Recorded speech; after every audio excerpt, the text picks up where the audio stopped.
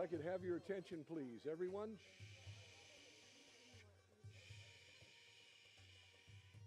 we're about to start. So when people come in, you are serving the Lord by serving God's people.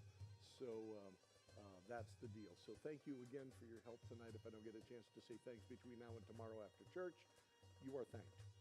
Anyway, thanks guys. And they're going to be coming in soon. So. Any movies that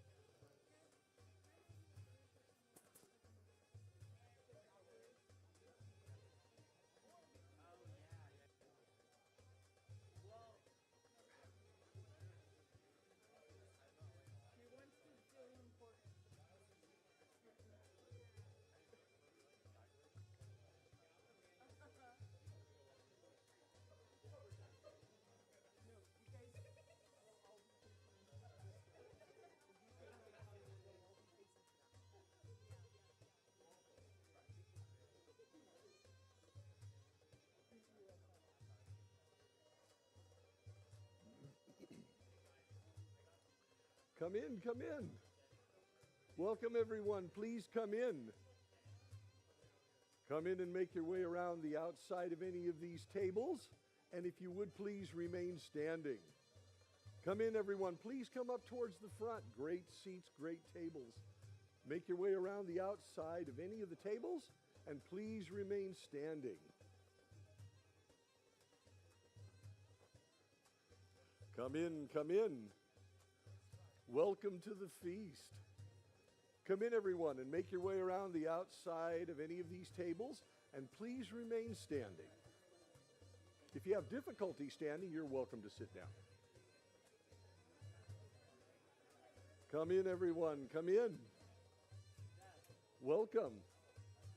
Please make your way around the outside of any of these tables and remain standing.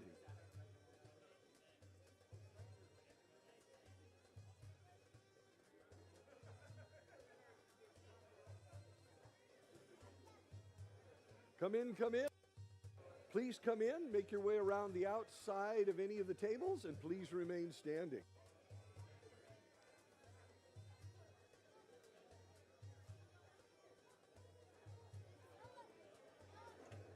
Come in, please come all the way in and make your way around the outside of any of the tables and remain standing.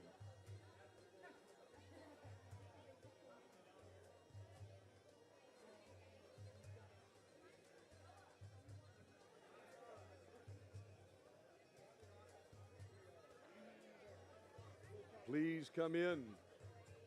Welcome everyone. Please come in and make your way around the outside of any of these tables and remain standing. If you have difficulty standing, then please sit down.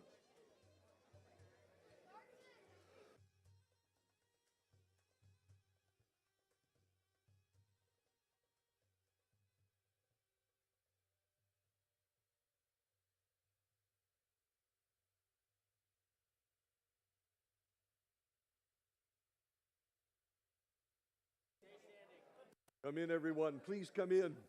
Welcome to the feast.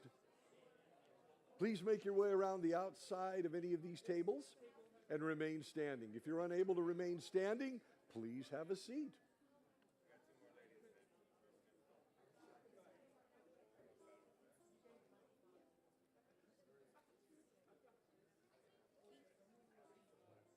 Thank you. All right. You can put those down.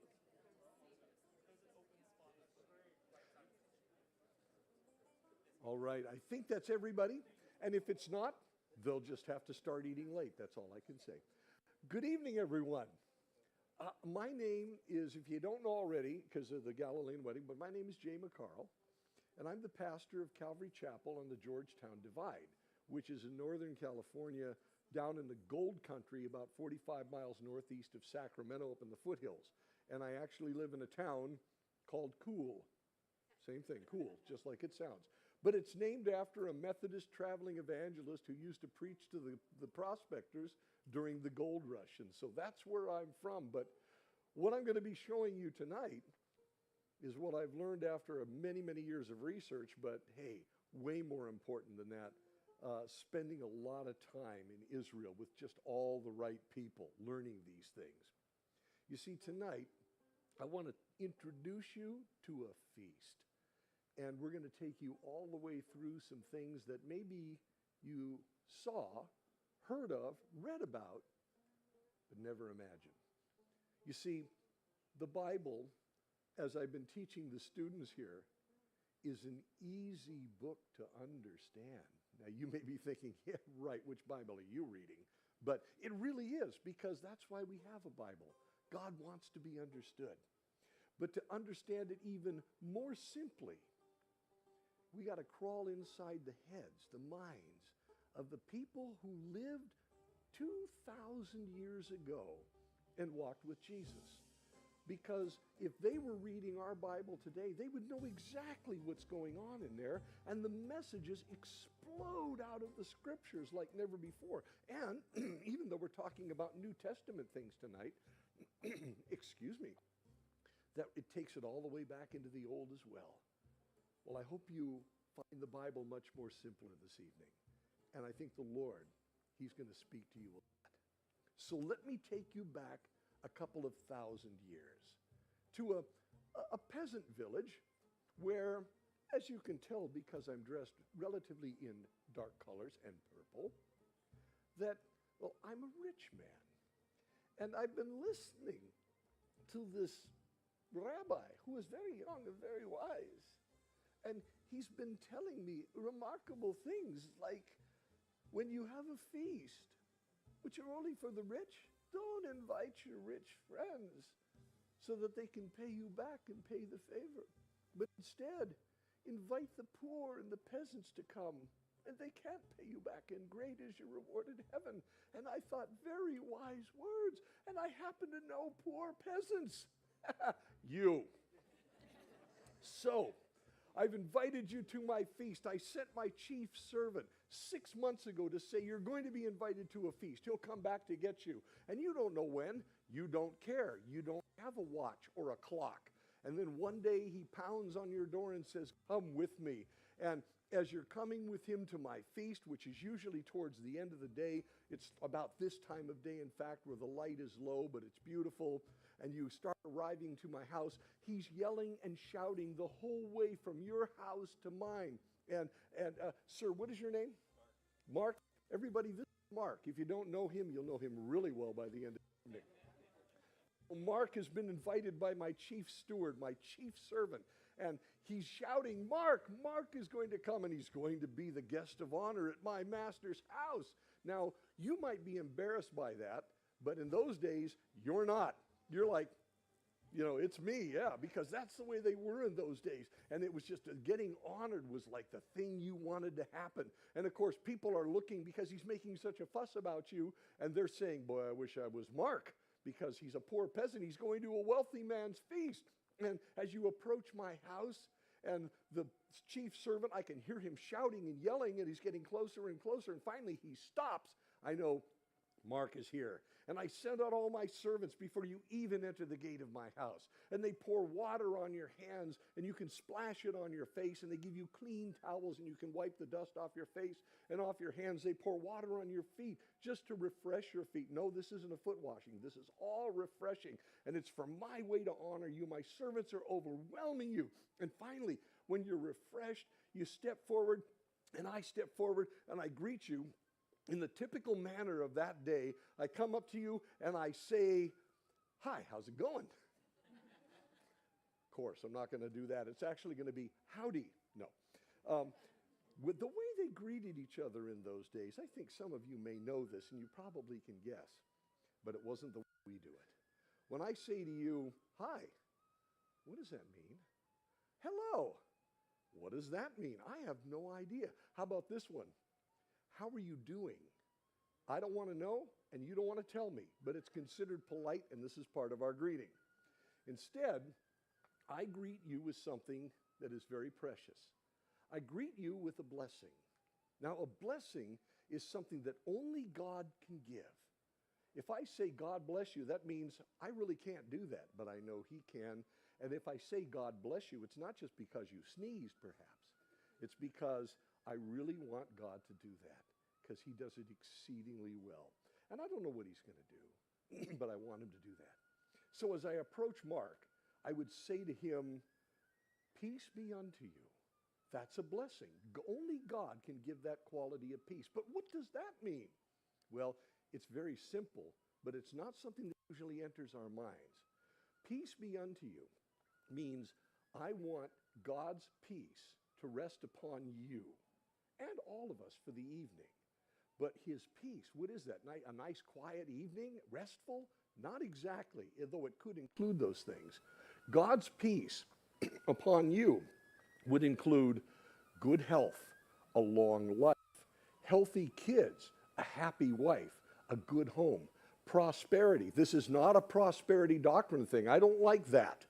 This is something where I would want these things for myself. I want God to bestow them lavishly on you. So I would say, peace be unto you. And when I say that, you would repeat it back to me, and unto you peace. That's the greeting that they would have. And we would bless each other. It's a blessing. Except it doesn't quite sound like that. You see, what I would say is this. Please repeat after me. You ready? Shalom Lechem. Ah, somebody's got it over here. The rest of you got a great Oregon accent. It's Shalom Aleichem. You got to get it in their very, very good diction. Shalom Aleichem. Which means peace be unto you. Shalom Aleichem. Shalom Aleichem. Now, if somebody comes up to you and says to you, Shalom Aleichem, peace be unto you, you respond by saying it kind of backwards. You say, Alechem HaShalom. Alechem HaShalom. Alechem HaShalom. So I say to you, Shalom Aleichem, and you say back to me, all right, turn to one another and please bless one another that we will have a blessed evening because God will do this. Would you please Shalom Aleichem, Alechem HaShalom to each other.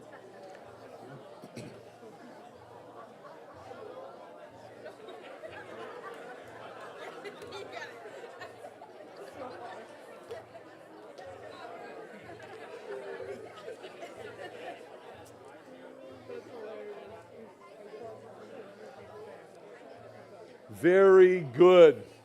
We are going to have a really, really, really blessed evening tonight because this is what God did. You guys are having way too much fun, and I hope so. Now, I have to tell you right off that you might be thinking, well, this is great. Is that in the Bible? In fact, it's in the Bible in several different places. Most notably, my favorite anyway, Resurrection Day. Jesus rises from the dead. In the morning, all the women realize He's risen. And then in the afternoon, though we have no details about it, apparently He met briefly with Peter. And Peter is despondent, and it didn't help him that day. He was still despondent for a long time, but he did meet with the risen Jesus. Later that night, the disciples, knowing that they were blamed for stealing Jesus' body, which means they were blamed for breaking the seals on Jesus' tomb, which is a crucifixion level offense, they're hiding because they know the Romans are after them next. So they're locked in a little room in Jerusalem. Judas is dead. Thomas is gone. We don't know how many others were there, but most of the remaining disciples are in that room, and they're locked. And suddenly Jesus, in his resurrection body, miraculously appears right there in their midst, and he says to them, Shalom Aleichem. And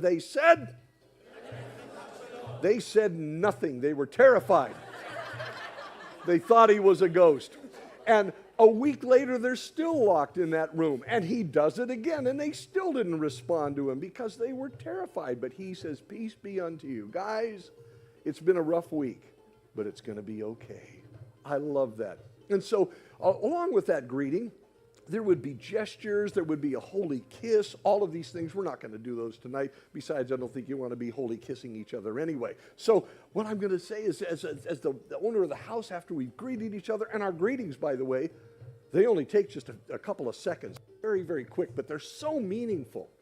And then I escort you through my gate and into the courtyard of my house and into a room where there's a marvelous feast set for you. You would kick your sandals off at the threshold and leave them outside. Nobody ever wore their sandals inside a house.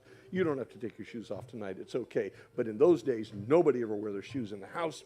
And as you come in, I say to you, please sit down at my feast. Have a seat, everyone.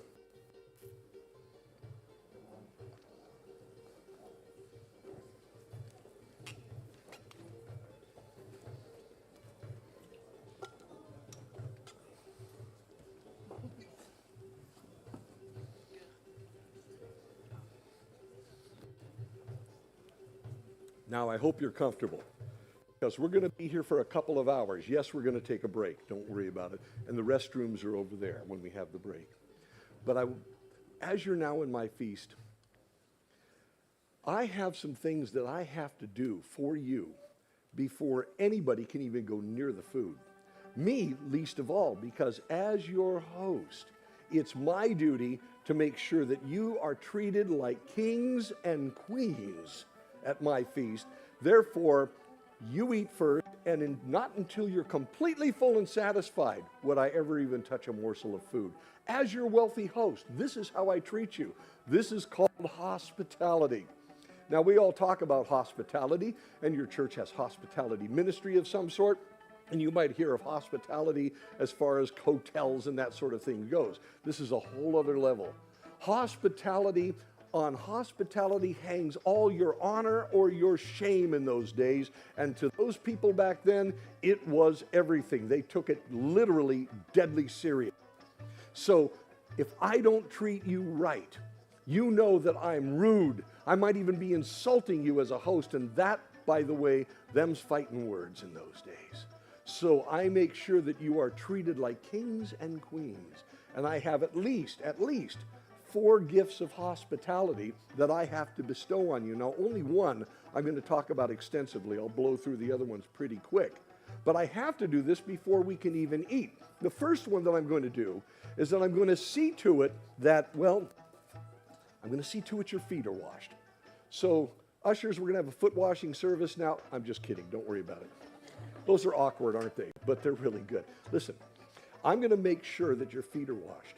So I have servants who are in my household. If I were a Roman or a Greek, I would have slaves. But I have servants who have perhaps sold themselves to my household until I can pay them off and pay off their debt, because maybe they've gone into debt. Maybe they owe somebody a great deal of money. And so they would sell themselves or even their family members into service. And they're set free after a while. And that's a very good thing. Meanwhile, I have these servants. But among my servants, I have one servant who, he's my lowest servant. I have household servants like my chief steward who came to get you and bring you over. And he's a very special guy, kind of like Joseph in the Old Testament, working his way up to this high position in Potiphar's house. You might remember the story where he comes in as a grunt slave and he comes out, gets arrested, but is falsely accused, but he comes out as running an Egyptian official's household. So I have all kinds of different servants, but the lowest one I have, well, he's the foot washer. Now, there's a reason for this.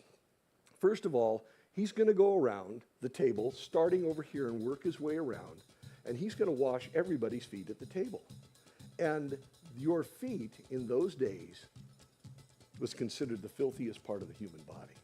Now, for some of you, you already know, because maybe you've visited other countries, that about 1/3 to half the world's population today still considers the bottom of your feet the filthiest part of the human body. It's filthier than any other thing that you can think of, and you can think of a lot of filthy things, but not that. The bottom of your feet will do nicely. And the foot washing servant, he's got to wash your feet. And he's not just pouring water on it and just kind of blowing on it to dry. He's scrubbing it down. He's washing between your toes. Yes, he's really doing this because it refreshes you. It makes you feel like royalty. And I want you to feel that way. So I make sure that at any great feast, I bring out my foot washing servant or slave. But it's really a horrible job. As a matter of fact, get it in your heads right now. The foot washing servant or slave was considered the lowest form of human life on this earth. There was nobody on the social scale in any part of the Middle East that was lower. It was impossible. And in fact, they were considered, again, my least slave, because they had to touch the part of your body where everybody knew where it was. You're going to go around in open-toed sandals if you have sandals at all. You're a poor peasant. You may not even have sandals. And you might live in the village, but you work out in the fields. And frankly, we know what you've been stepping in. Oh, you come back into the village, it's much cleaner, right? Not if there's not open sewers or sewers going through their infrastructure of some sort. You're going to be stepping in the streets where people are supposed to, please forgive me, this is not dinner time fare, but just get the idea.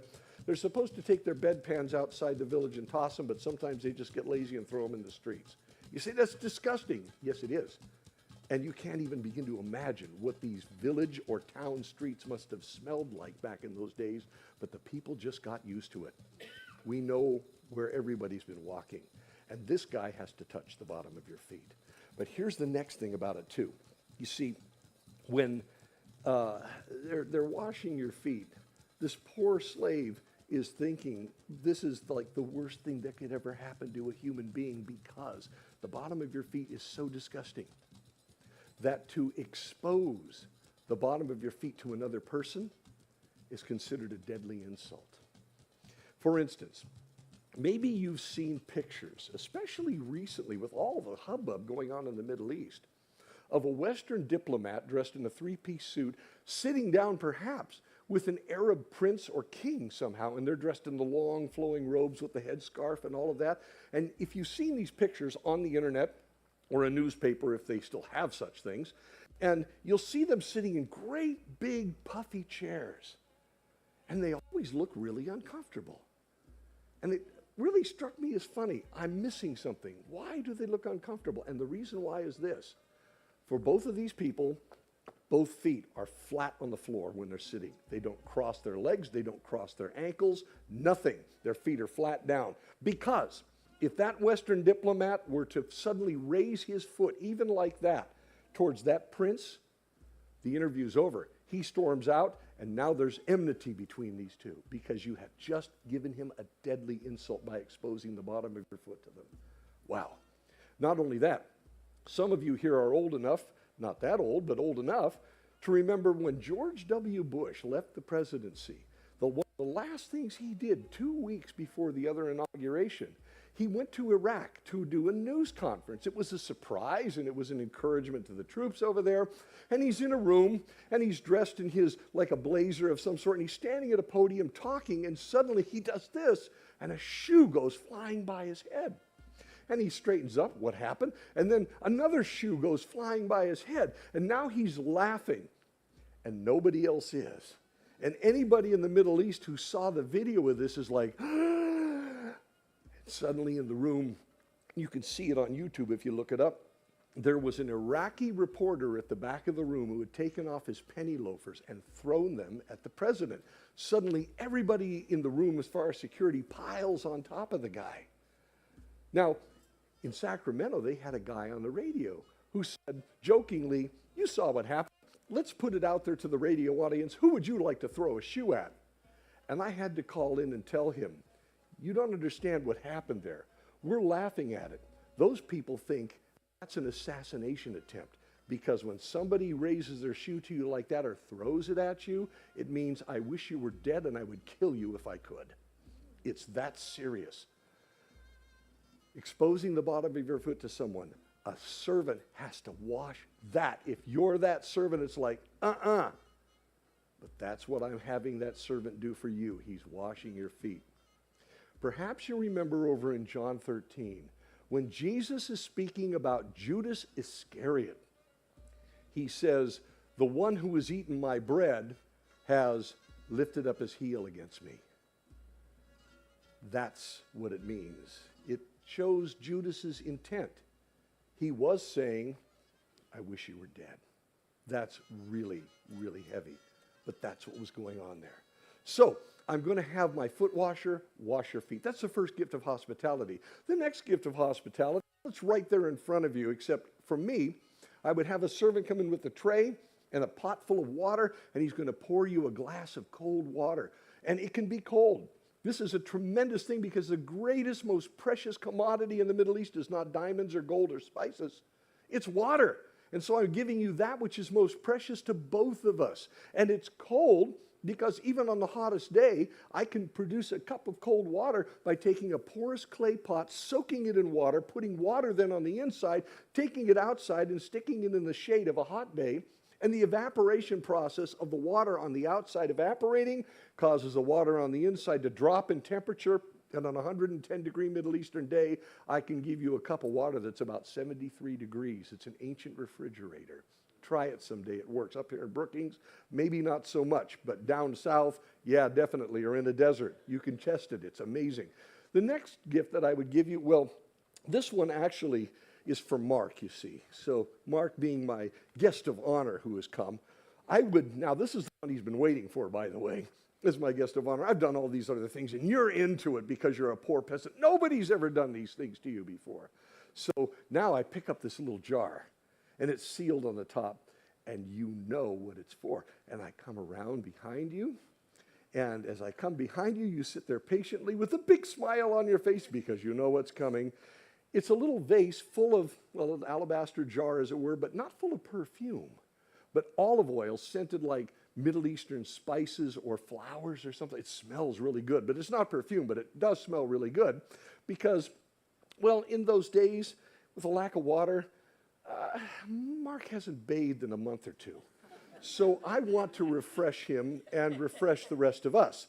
So I snap the top off. He's really into this now. And I take the olive oil and I pour the whole thing out over his head. Don't worry, there's nothing in there. But then I massage it into his scalp because it's dripping all over him. It's down on his hair, his head, his forehead, his neck, his ears, down into his clothes and his shoulders. His wife's going, yeah, thanks. How am I going to get those stains out? And I massage it into his head. You say, that's weird. Really? Have you ever had a scalp massage? This is the gift of hospitality where you just say, don't stop, just keep right on going. And I will. And I'll massage his head. Now, this sounds weird, but personal space in the Middle East is very close. I'm going to talk about that later one more time because it's important. But I'll massage his head, his forehead, his face, his shoulders, and it's all lubed up with this oil, so it just feels so good. And I'll do it until he's done. And what it does is it fills the whole room with this aroma. I mean this seriously. I'm not saying this mockingly at all. I have beautified him because now with this aroma penetrating the room, he is the source of this beautiful aroma in the room. And so he's the source of all things beautiful here. Yeah, God has beautified the meek with salvation. It's a reference to anointing with oil, even way back in the Old Testament. And so when I put all this oil on him, he's happy. He's all slicked down. Oh, he looks really gooey. In those days, that was in.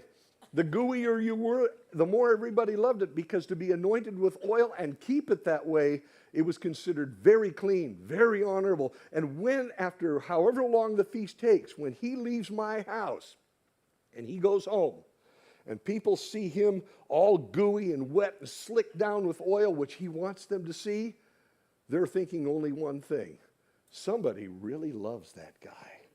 So you want to be anointed with oil. And the last thing that I would do to welcome you is I burn a pinch of incense on a small charcoal fire that's burning somewhere in the room to take the edge off the rest of the smell in the room, because ancient houses reeked, even the houses of the rich. If there was a rudimentary toilet in it, there was no ventilation proper. If you had lots of animals, it was proper to bring them into the house. You might even have a stable inside the facility. You can imagine how that smelled. Why would you do that? Because in the wintertime, between where you keep the animals and the rest of the house, you would have windows that you would open, and the animal's body heat heated the rest of the house. It's a primitive heating system. It's brilliant. So I burn the incense to take the rest of the smell off. Well, you have now been welcomed properly, and there would be other gifts of hospitality, a ceremonial hand washing thing that we would do that would take up to 15 minutes to do it. So both of your hands are sparkling clean, because I personally would wash them with my own hands. And there were all kinds of things I had to do for that. Again, too much to explain tonight, but you get the idea. And when we're all done, now I realize, well, it's almost time to start the meal. But you can't start it without bread. You just have to have bread, because, well, as one scholar, by the way, are going to go prepare a Middle Eastern stew for you they're going to serve for you in just a few minutes when I call them back in. So that's where these people are going. But I gotta tell you about this. And a very great scholar put it like this. He said, to the Jew, bread is life. It's the very essence of our being, he said. And I wondered what he meant by that. But you go back thousands of years, not just to the time of Jesus, but even way before then. To the Jews, this is your staple. If you don't have bread, you starve. It's like being in South Asia. If you don't have rice, you starve. That's the way it was. But see, to them also, bread was a miracle. How can you take a dead seed, stick it in the ground, have a plant grow out of that, take other seeds, crush it up, clean it off, bake it, and get one of these and eat it and actually be satisfied? That's a miracle. But more than that, when the Jews took bread, and they always started the meal with the bread, it was to remind them also, God provided this. Oh, you may have made the bread, but he made the wheat. He created the whole thing. So it was a flashback for them that God is the creator of all things good. And one step further, for the Jews, remember, he kept the Hebrews alive in the wilderness by providing for them what? He provided what? He provided what? You're not getting it. Hebrew word for manna is what? No, it's not a question, it's a statement. Manna means, what is it? That's what it literally means. They'd come out every morning. You look at, what is it? Every morning, manna. It was to remind them how God provided them the food. 6 days out of 7 in the wilderness, the Sabbath day, he gave them sort of a bumper so that would keep an extra day, and they had this to survive off of and to live healthy while they wandered in the wilderness. God gave them the bread. Jesus fed the 5,000 over by Bethsaida. The next day, he ends up in Capernaum through a series of events that are, just beautiful. You can read it all over in John chapter 6, starting at the very first verse and go through the whole chapter. But when he's done feeding the 5,000, and everybody, remember, the people that he fed were hungry. People in those days didn't eat very often because they're poor peasants. You would think, well, go harvest wheat, go catch fish. It doesn't quite work that way. And most of the peasants that were there that day had only eaten maybe every other day one meal. That was typical in those times. So when Jesus fed the 5,000 and everybody ate till they were full, that's quite a statement. Well, the next morning, he ends up in Capernaum, just a few miles away from where he fed the 5,000, and thousands of people showed up. You know why? They wanted breakfast. You did that last night. Now we want breakfast. Do it again. And Jesus said, are you hungry? Yeah. You want more bread? Yeah. Jesus said, you got to have me. I am the bread of life. Your ancestors ate manna in the wilderness, but they died. This is the bread that comes down from heaven, that you may eat of it and not die. I am the living bread that came down from heaven. Whoever eats this bread will live forever. And the bread that I shall give, my flesh, which I shall give for the life of the world. I'm the bread of life. You know how satisfied you were yesterday? The only way you're ever going to be satisfied for eternity is if you have me. I'm like that bread, except I last forever. Do you get it now? Which is why a lot of his disciples never walked with him again, because he didn't give them breakfast. It was just that simple. Anyway, they reverenced the bread.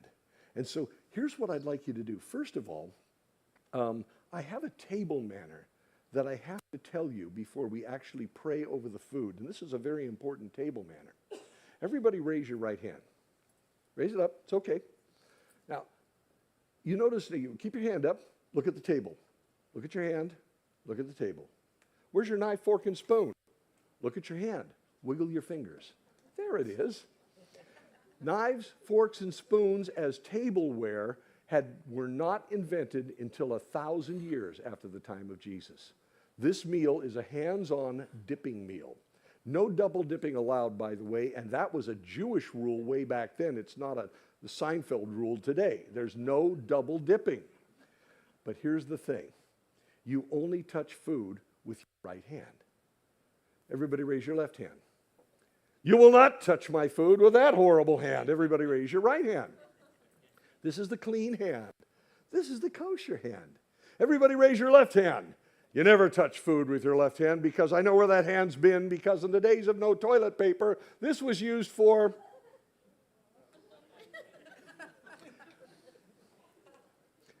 And by the way, it's that way in over half the world today, which is why we have learned to shake hands with our right hands. And in some places in the world, if somebody extends their left hand to you, they are deliberately insulting you, because everybody's supposed to know what that hand was used for and where it's been. Now, I've washed your hands ceremoniously, and you're not supposed to touch any food at all on that table with your left hand. You can touch bowls, you can touch baskets, you can touch a glass with your left hand, you can peel an egg by holding the shell in your left hand, because you're not going to eat the shell and then peel the rest of it with your right hand and eat it that way. But you're not going to touch any of my food tonight with your left hand. You'll get my wrath. Actually, I would send in a servant to politely remove that item of food because you defiled it, and I don't want to insult you. So they'll just take it away. That's how it worked in those days. But wait, here's the bread. Now let me talk to you about the bread for just a second, a little bit further. What am I doing wrong? I'm holding it in my left hand. And yet to the Jews, the most reverenced item of food on the table is that bread. Everything depends on it, and yet you can touch it with your left hand. That's right. Because in those days, it was considered wickedness to cut bread with a knife. That was a really, really insulting thing to do to God. So you never cut it with a knife, because somehow, in their minds, it dishonored God. Instead, the way that you honor the Lord with bread is you break it. That honors God. And that's how you also started a meal. Now, here's how it begins. First of all, what I'd like you all to do is, if you would, on your table, there's bread. Would you all please take a piece of bread? If you're handing a piece of bread to someone, hand it to them as if you're handing to them life itself. And hold the bread in both hands, gently, reverently, and with respect. This is the way they would always do it. So please take the bread, hold it in your hands, and they would pray using the bread. And I'm going to show you how they did it. When the Jews prayed, they always, always, always began with the same exact prayer at the beginning of the meal every single time. You say, that's not very Christian. No, it's not. It's Jewish. Get over it. And by the way, it's quite smart. Jesus would have prayed the prayer that I'm going to show you, and you're going to pray with me in a minute. He would have prayed this prayer thousands of times. Literally thousands of times. It's not recorded in the Bible because it doesn't need to be any more than if you're reading a novel and somebody has to put in the lyrics to Happy Birthday to You. Everybody knows it. Why write it down? It's a waste of valuable scroll space. But all the Jews prayed this way, and Jesus would have done it too. Well, I thought we weren't supposed to pray vain and repetitious prayers. Yeah, vain prayers, no. Repetitious prayers, like the pagans, Jesus said, you don't do that. You pray like the Jews. They would pray the same prayer every time at the beginning. At the end of the meal, they would pray spontaneously. As they're about to break up and go their separate ways at the end of a feast, somebody would lead out in a prayer. It would be spontaneous, like we would pray at any given time. And they could go as short or long as they wanted to. And nobody cared because they didn't have clocks and they didn't have to be somewhere that important. And we have one of those, just one, recorded for us in the Bible. It's all of John chapter 17, which is Jesus' great finale prayer at the end of the Last Supper. When he closes out that prayer, they all get up and head out to the Garden of Gethsemane. They're still in the upper room. There's a lot of speculation. Well, he prayed it along the way. It says they left the room when he was done praying, so they were in the room. It's just that simple. And that was their tradition anyway, and Jesus did it. And you know, this is maybe your homework for tonight if you'd like to take it. Go home and read John 17. That great prayer that Jesus prayed at the end of the meal, because starting in verse 20, you're in it. Jesus prayed very specifically for you, beginning in verse 20. You're in the Bible. Have a look. Well, here's how they prayed at any given meal, and we're going to do this tonight. First of all, the way that the Jews prayed is they would take the bread in both hands, and they would lift it up towards the Lord in heaven, like that. They would look up towards heaven with their eyes open. They didn't close their eyes. And when they prayed, they never, never, never, never blessed the food. They always blessed the Lord who gave the food. This is what they prayed. They said, "Blessed art thou, O Lord our God, King of the universe, who gives us bread from the earth." That's their prayer. And Jesus would have prayed that prayer so many times. Would you please pray this with me, one phrase at a time? Blessed art thou, O Lord our God, King of the universe, who gives us bread from the earth. He's the creator. It's a miracle. And that's the prayer that Jesus would have prayed, except he did one little thing wrong. Wrong language. Let's pray this in the language of Jesus. Now, Jesus would have spoken to his friends and his disciples in the language called Aramaic, but he read and prayed in Hebrew because that's what all the Jews did in those days. And so let's pray the prayer in Hebrew in the language of Jesus. We hold the bread up before the Lord. Do your best. Repeat after me. Baruch atah Adonai Eloheinu Melech ha'olam Hametzei lechem min haaretz. Very good. Now, here's your amen. Everybody, with your right hand, tear off a small bite-sized piece, just like that, and hold it up. Have you got it? I want you to take that small bite-sized piece, reach around to your left, and put it in the mouth of the person to your left, just like that. Do it now.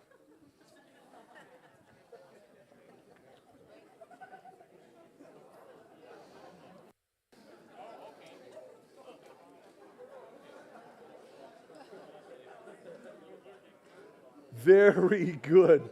Listen, Pastor Mike over here has heard me say this about a dozen times, but it's still true. that everywhere I ever do a biblical dinner, and I've done it on 6 continents, I'm still waiting for Antarctica to call, and I'm not holding my breath. But I've done this literally all over the world. And no matter where I go, when we do this and put bread in each other's mouths, everybody laughs and giggles and rejoices, as well you should. But in the Middle East, they don't, because they're blown away by it. You see, every feast began with the sharing of this bread, especially with the host giving it to the guest of honor, and that told everybody they can eat. But you see, it was a non-verbal message. Nobody had to say anything. Everybody knew what it meant. That when I put bread in your mouth, I'm sending you this message, and you're receiving this message that says that you are my brother, and I'd gladly die for you. I love you. I honor you. I highly esteem you. I'm your friend. And in some cases, most conveniently, it can mean I forgive you. With that, yes.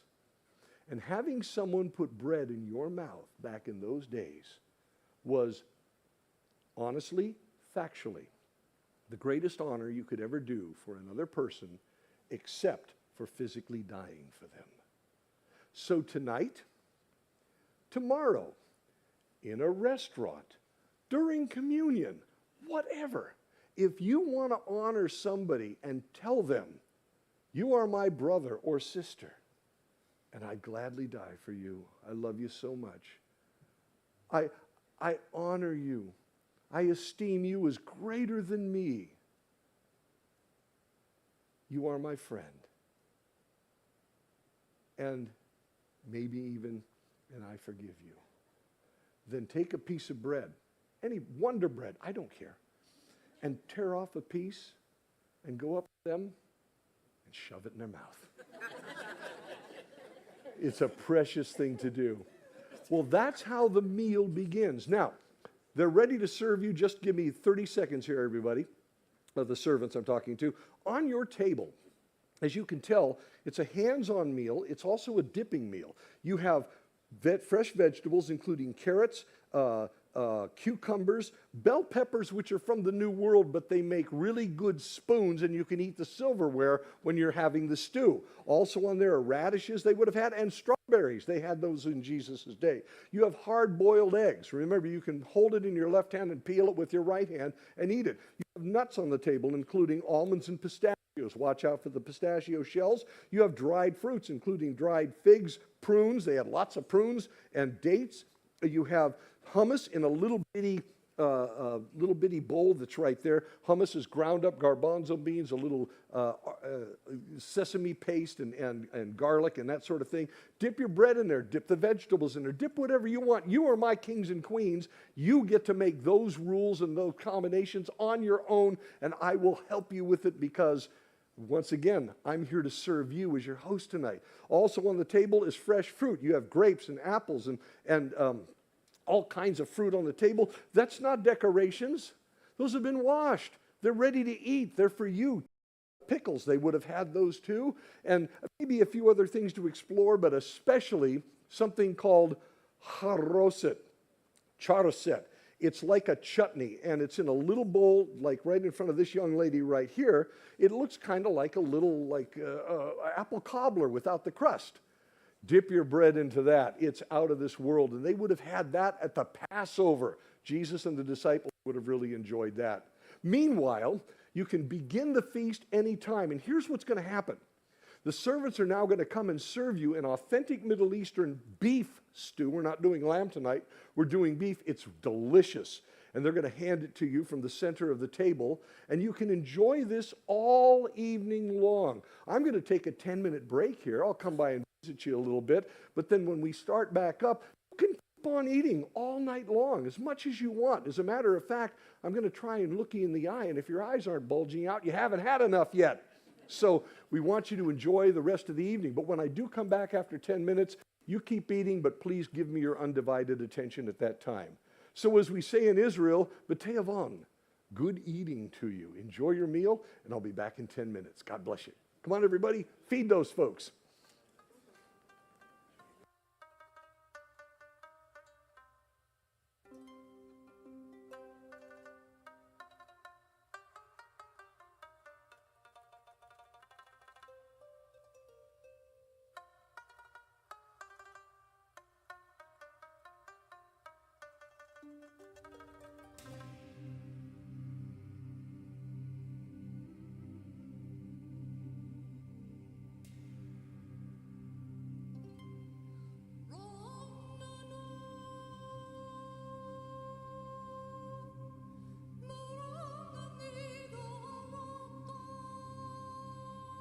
By the way, folks, I was just reminded to tell you, don't forget there are almonds in the stew. So if you have a nut sensitivity, please be careful with that, okay?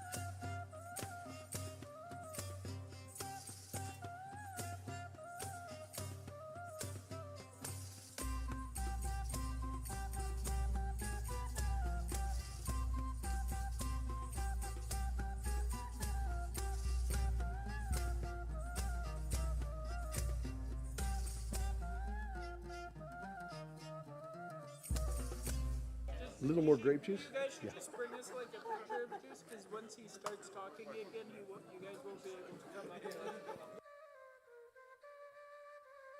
If there's enough for us to have our own pitcher of juice. All right, if I could have your attention, please. At this point, I just need your undivided attention, but please do not stop eating. Enjoy the feast for the rest of the evening. We got about another hour and 10 minutes to go at this point, but hopefully it'll pass by pretty quick. So, before we go, begin our journey in this next part, on these tables here and here, you can come up later and take a look. But there are oil lamps. There's 5 of them here, and there are 5 here. You can tell they're live flame. We didn't want to put them all over the tables tonight because in a room with a low ceiling, it really creates a smoky haze, and you don't really want to be breathing that. It's not toxic. It's just kind of stuffy. So they're up here. But take a look at these, because these, when we're all done here, and they're going to go away pretty quick, so you need to get up here pretty quick to see them. But they are exact replicas that were bought in Israel of Herodian oil lamps. They're burning olive oil. They don't burn lamp oil or kerosene. They'd explode. This is olive oil. If you knock one of them over, they go out. But these are the exact kind of lamps, Herodian, from the era of the kings called Herod. And these were the lamps that would have lit the actual Last Supper. These are the lamps that Jesus was referring to about the 10 virgins, 5 wise, 5 foolish. Some had oil for their lamps and some didn't have oil for their lamps. That's what these are up here. So you can take a look at them afterwards. It just adds a bit of authenticity here to what's going on. But there's a lot more authenticity happening here tonight than you may know, and we'll get to that in just a minute. The last thing I wanted to tell you was I didn't come here to sell you stuff. I have books. And the books are available for a donation basis only. I can suggest, because people say, well, really, how much? Okay, I'll suggest $10 a piece. But the deal is if you don't have it, then please take a book. Now, I got to warn you, they're almost all gone. Thursday night when we did the Galilean wedding, which is like a wedding version of this, man, they just all went out. So there are a few left. Please don't have a riot fighting over them. But this one right here that I've got in my hand is called Broken Bread, Jesus, the Last Supper, and Dinner with Judas. That's tonight, except the book contains about 5 times as much information as I'm giving you now. And it's all written in a form that even a junior high student would really get into it because it's a very easy read, but it's really backed up by all kinds of wonderful data. Another one is this one, and there aren't many of these left, and this is one that's called Before the Wrath, and it's that movie about the Galilean wedding and the coming of Jesus for his church. And we have a few of those left back there, so you can grab one of those. And finally, this one, which has been surprisingly popular, is a college level book. It's very philosophical. It'll really work your brain bone, as my friend Gail Irwin often says. But this thing is all about how do you answer for God when the worst thing ever happened to somebody happens to them and they say, why did God do this to me? As a police chaplain of 30 years, I retired a few years ago from doing that. I had to answer these questions a lot because I was that guy who would come up to your door in the middle of the night and knock and say, I have news for you. And of course, when you're dealing with people that have faced terrible tragedy, especially whether or not they're Christians, it was irrelevant, they would say, why did God do this? I had to deal with it. This was my master's thesis, and I had to answer the question. And it's a fascinating read, but it's also one that, like I say, is a very, very college-level read. So they're all back there where you came in on a counter back there. And there's not many left, so I hope that those of you that are supposed to get one tonight. And as I said, donation basis only. If you don't have the money, but you really, really, really want it, and I also have a card reader on my cell phone, by the way, if you want one of those. But if you want it, take one. But I have 2 rules if you're going to take one that's free, and it's an honor system only. If you take one free, you can't put it on your shelf like a trophy and let it get dusty. You have to read it. And then when you're done reading it, you need to give it to somebody else to read who will pass it on to somebody else. Just keep it going all the time. So they're back there in the other room as you came in. They're on the counter, and we ask that you just enjoy them. So there's that. All right. Now, we're going to look at tonight, the rest of the evening, if it were the Last Supper. Now, you got to remember, the Last Supper is not just a ceremonial thing, it was a feast. Today, we call the Last Supper, well, it was a Seder, because it was a Passover, and they would do a Passover Seder. You know, the word Seder in Hebrew means order or orderliness. You do it in order. But you see, in the time of Jesus, it was never called a Seder. It was called a celebration. It was their second happiest feast next to Sukkot, that late fall feast that they would have. They really loved the Passover. It would make them smile and they would rejoice together. That's the Last Supper. But when you think the Last Supper, what do you think of? Of course, there it is, right there, right there. Leonardo da Vinci's masterpiece, The Last Supper. I like it. The Last Supper is painted on a dining hall wall in the chapel of Santa Maria della Grazia in Milan, Italy. I was an art major in college, and I had to study stuff like this, including that painting. It's truly one of the greatest masterpieces ever painted in the Western world, if not the greatest. It's nearly life-size in real life. And as you approach it at the chapel in Milan, a lot of people are just in awe of it. The Catholics will actually genuflect. They'll cross themselves because it's really an amazing thing, even in its current decrepit condition. That's the best they could do to restore it, is what you're looking at right there. Leonardo da Vinci was truly a genius. He was every bit the Renaissance man that he's made out to be, but he had no idea what the original Last Supper looked like. He painted that. He was no theologian. You say, what's wrong with that painting? I mean, almost every one of you, maybe every one of you, has a rendering of that somewhere in your house. It's that important as a work of art. It's that out there. It's vast as far as its influence goes. But it's completely wrong. Here's the problem. Take a look at the painting there, and now let me ask you a question. The Bible, the Torah, tells you that the Passover was to be celebrated at a certain time of day. What time of day? Somebody tell me, what time of day? Evening, about sunset. Look behind Jesus' head. Nice, bright blue afternoon sky. First problem. Secondly, Jesus is obviously the host of the feast, and he's right in the middle. Now, that's definitely an art trick there because all the lines in the room point at him. So Da Vinci wanted to emphasize that. But the host of an ancient feast never sat at the center position, not ever. I'll explain that in a little bit. But Jesus wouldn't have been there. And of course, you take a look at that, you got a nice white tablecloth there. Where do you get one of those? At the Jerusalem tablecloth store a couple of thousand years ago? Wouldn't have had that. Oh, and if you look underneath, you can barely see it.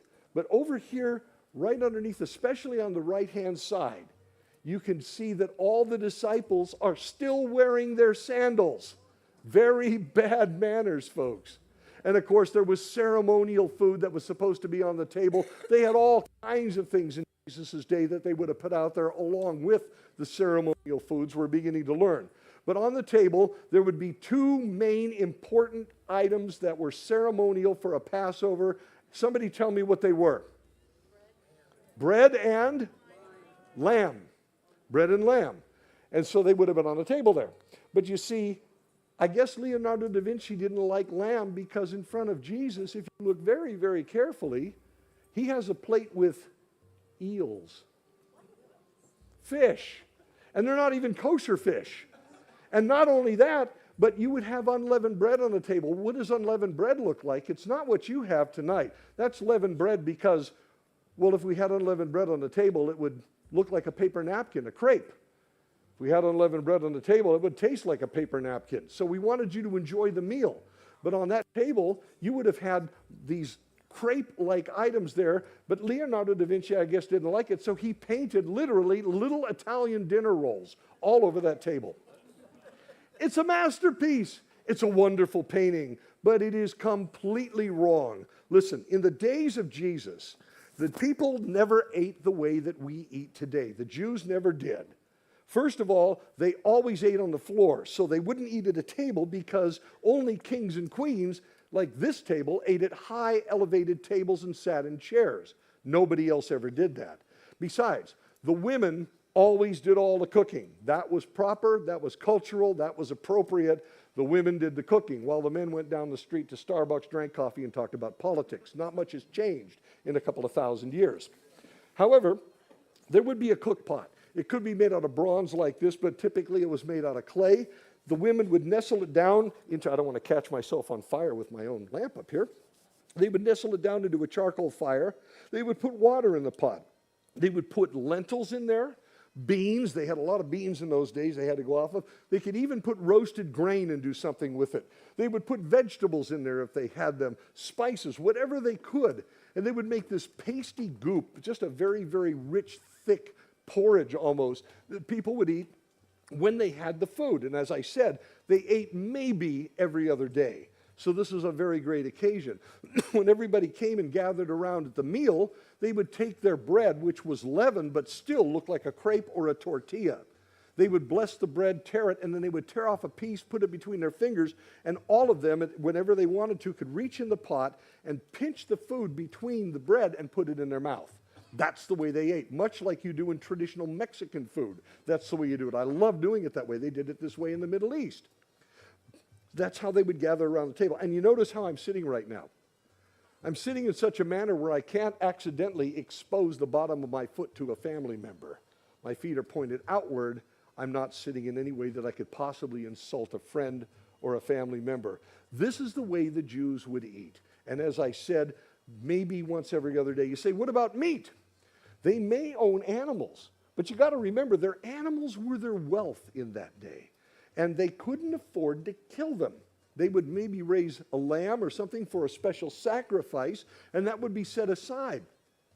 But as far as eating meat at a meal, it almost never happened, except maybe at the Passover or some other special feast like that, because the animals gave them, well, milk and wool and labor. Donkeys, of course, you wouldn't need a donkey, but an ox or something like that. You need those animals. If you had a chicken, and chickens were rare, of course, they're going to produce eggs, so you're not going to eat the chicken.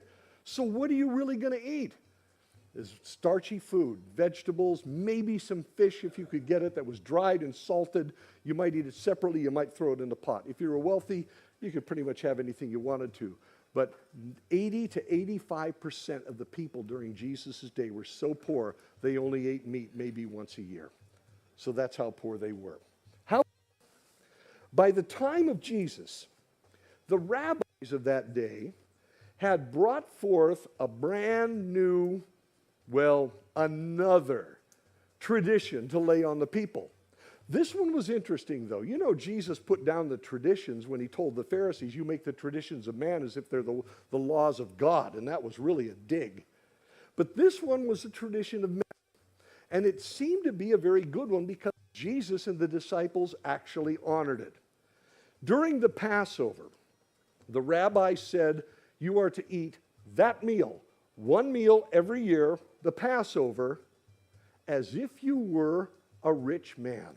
Every man, woman, and child, one meal every year, like the rich, it's to be the Passover. And the people liked it. Now, why did they do that? The rabbis wanted the people who were under Roman tyranny. They were under Roman rule, especially the Galileans hated it more than anyone else. But the rabbis wanted them to appreciate their freedom, because Passover was all about being set free out of slavery in Egypt. And they wanted the people to know and rejoice in the fact that if you were free, you were rich. True. You say, boy, they sound like Americans. Where do you think we got it in our Judeo-Christian culture? That's where it comes from. It's almost a reverence of freedom. And they would reverence it by eating like the rich. Well, here's the question. How do you eat like the rich? Well, you've got all the Passover food. It's very ceremonial. Do you add stuff to it? Well, you could. But the way that they wanted you to do it was this. The rich people ate in a very special way at a very special table. Therefore, Set up a table and eat like the rich, the way that they eat, and you'll be wealthy. What does it look like? You're sitting at it. The tables that you're at right now are a very specific historical shape. They are called a triclinium table. Tri, three-sided, 1, 2, 3, clinium, reclining table, very low to the ground. I was telling some folks over here that I was in Miletus a couple of years ago, which is south in Turkey. And the tables that were there, when we found the tricliniums in what's called a Roman gymnasium, it was used for parties and celebrations because it's a Greco-Roman style, these tables, that the Jews adopted, by the way, and even the Nabateans in Petra. You go to Petra, they're all over the place in these caves and tombs in Petra. But this shape here that you're looking at right here and right here is the right height, the right size, the right width. These are what the triclinium tables look like, except most often they were made out of stone. If you were really, really poor, put blankets on the ground in that shape and eat around it. But either way, eat like the rich because God has set you free even though you were under Roman tyranny. It's almost a protest, isn't it? This is a rich man's table. Now, around a rich man's table, well, there were certain things that happened. You see, first of all, if you got the table, why is it a rich man's table if it's shaped like this? You see the U shape that you got there? You notice when the servants came in and they gave you your stew, they came into the U and they handed it to you, didn't they? They didn't hand it to you over your shoulder, did they? Because a triclinium table being shaped like this, no one ever sat in the middle. Everybody sat on the outside, and it meant that you had servants or slaves because they could come into the middle and serve you from the middle. That meant you were rich man's table, because you had slaves. That was it. So that's the shape of the table. There's a detail I want to give you here, by the way. This is important. I'm going to come back to this. But when you walk into the middle of a triclinium, let's say you're a servant and I'm about to serve you. And when I'm done serving, I'm going to turn around and I'm going to go back this way because the door of the room with the triclinium table, which is usually called a kataluma. That's the name of the, this will be on the test, so you can write it down later. But in the room in which it was, I turned around, the door was here. The entrance to a room where you had a triclinium table never had a door behind you in any way. It was always right there. I'm going to explain why in a minute, and it's going to make all the sense in the world, and it will actually reveal something about the scriptures. But just remember that little detail. The door is always opposite the U of the table where the servants would come in to serve you. So that's your table. But here's the thing. How do you eat at such a table? Well, you guys are sitting there. Let's go up here to you guys. So you're sitting around the table. You're enjoying yourself. You're peeling the eggs. You're dipping the charoset.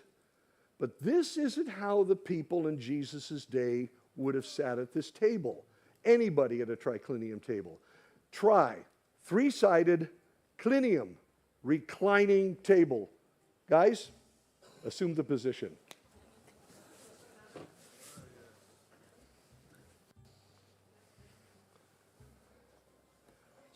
This is how you ate at one of these tables.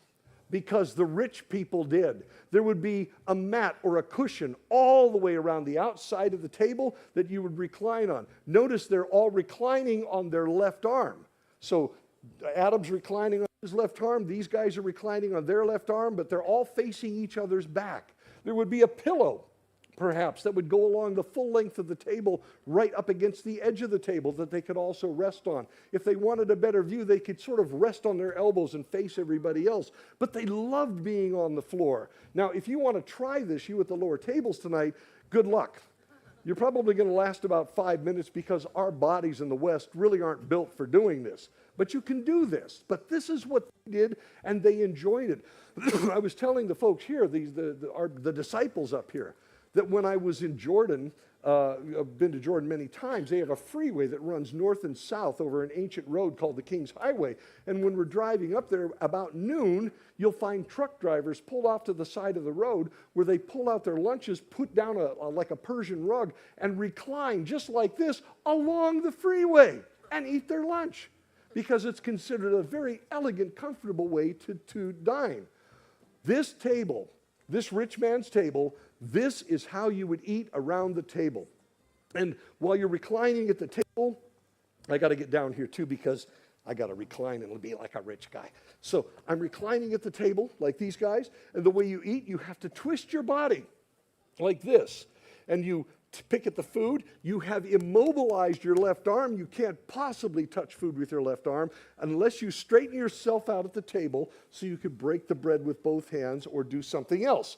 So meanwhile, you're like this, and you eat, you drink, you're around the table like this at any given feast. You sing songs, you play games, you tell stories, you catch up on a little gossip, a little news, whatever's going on. You enjoy the evening. If it's a religious feast, you're going to pray and read things and that you've memorized and what have you around the table. Very special time. And then, of course, it gets really late at night because feasts tended to start towards the end of the day, like the Last Supper did, like the Passover would.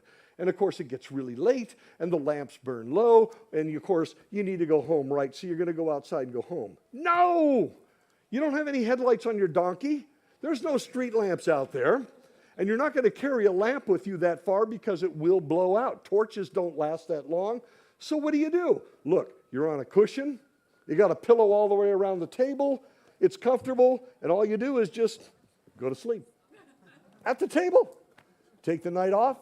In the morning, you hear a rooster crow. Oh, wow, the alarm went off. Where am I? Oh, I'm still at the table.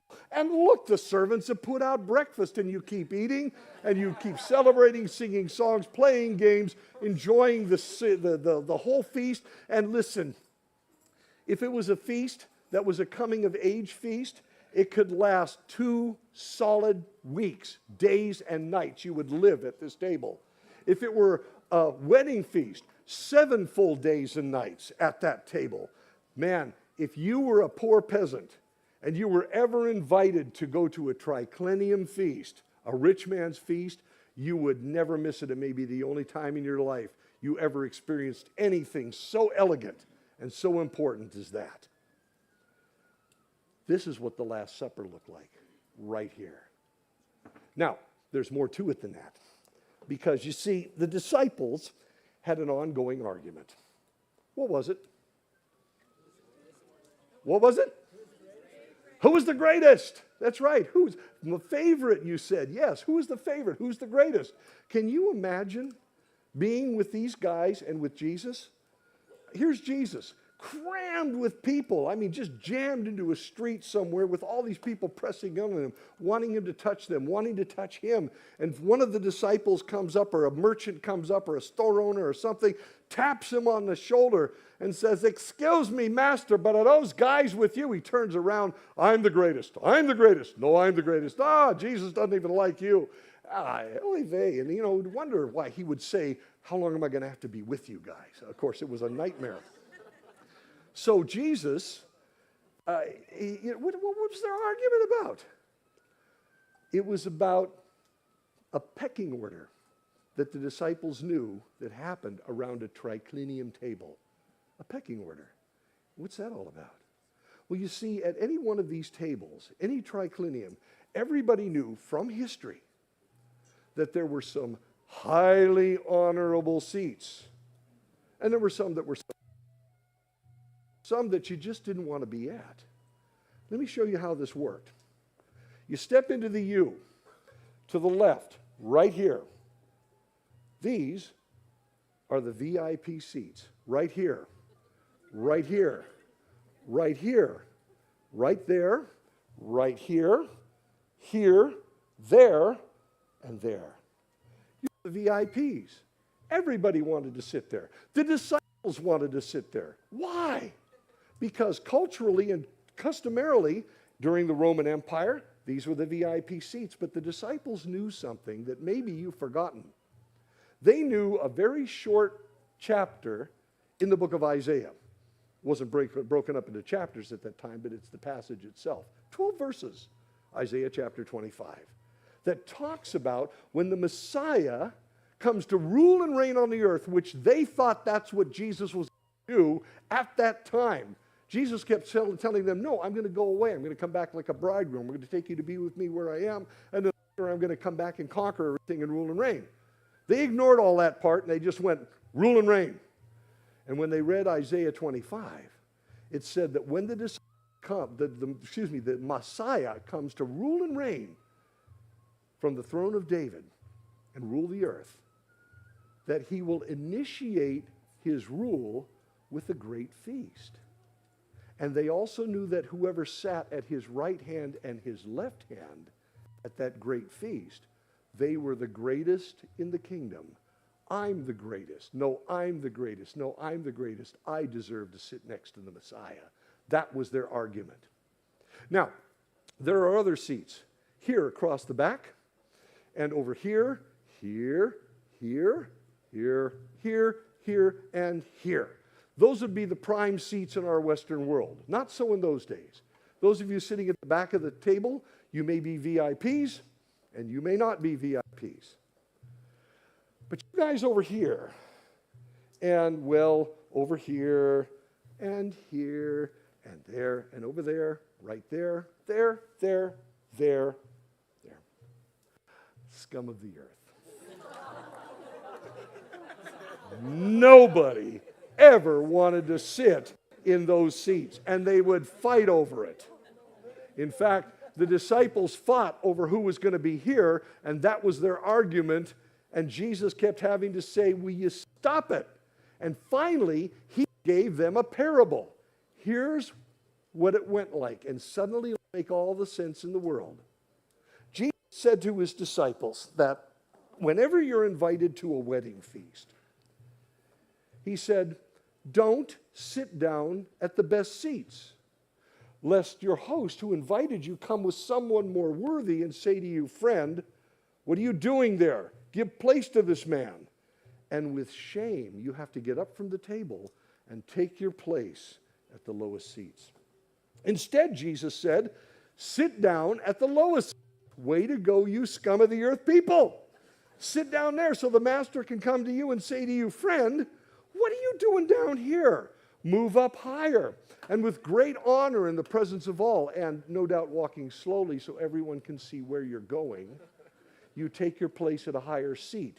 Therefore, Jesus said, whoever exalts himself will be humbled, and whoever humbled himself will be exalted. You know what the disciples were arguing about? Dinner reservations.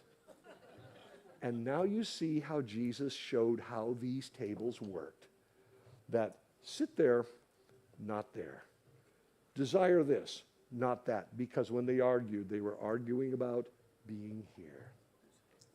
Now that you know that this is the shape of the Last Supper table, now that you know this is the way people sat at this table, they reclined at it. And now that you know there is this pecking order around the table, from the scripture, we can determine where 4 of the disciples sat at the Last Supper. We don't know about the rest, but there were 13 guys around the table that night, and we know where 4 of them were, just because of this. The first person whose location we know was right here, and right here, and, well, you're missing someone there, but we'll take you right there. There you go. And over here, second from the end, right in the middle. Over here, second from the end, right there, this fine lady here. Second from the end here. Is there somebody sitting here? Theoretically. Okay, well, we'll say you then, all right? So second from the end. And, of course, at this table over here, right over here, number 2. Over here, number 2 there, and number 2 there. That is the seat of the host. You are Jesus tonight at the table. That's where Jesus would have reclined. You say, wait a minute, he would have been in the middle. That's Da Vinci. Da Vinci was wrong. That's our Western way. It's not what they did.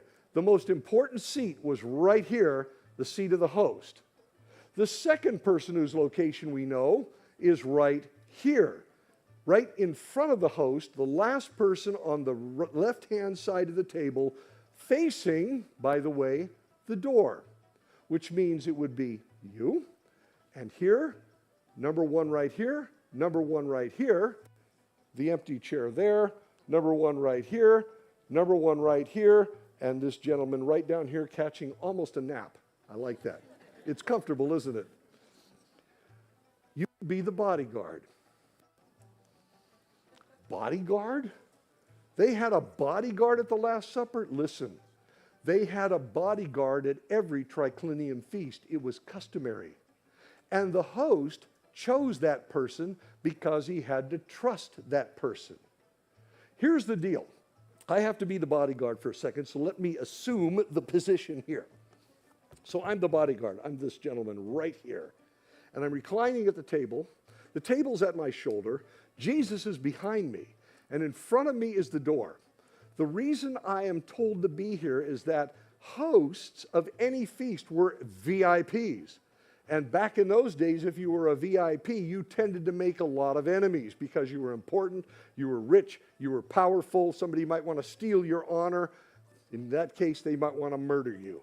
So out of some sort of traditional brutal necessity, you needed a bodyguard to protect the host. In case anybody came through that door, I'm the first one to see them. There's nobody in front of me, and I can protect the host very simply. Here comes a bad guy, I lay back, my body falls right on him, and I become a human shield. Unfortunately, the guy coming through the door who wants to hurt the host is probably heavily armed.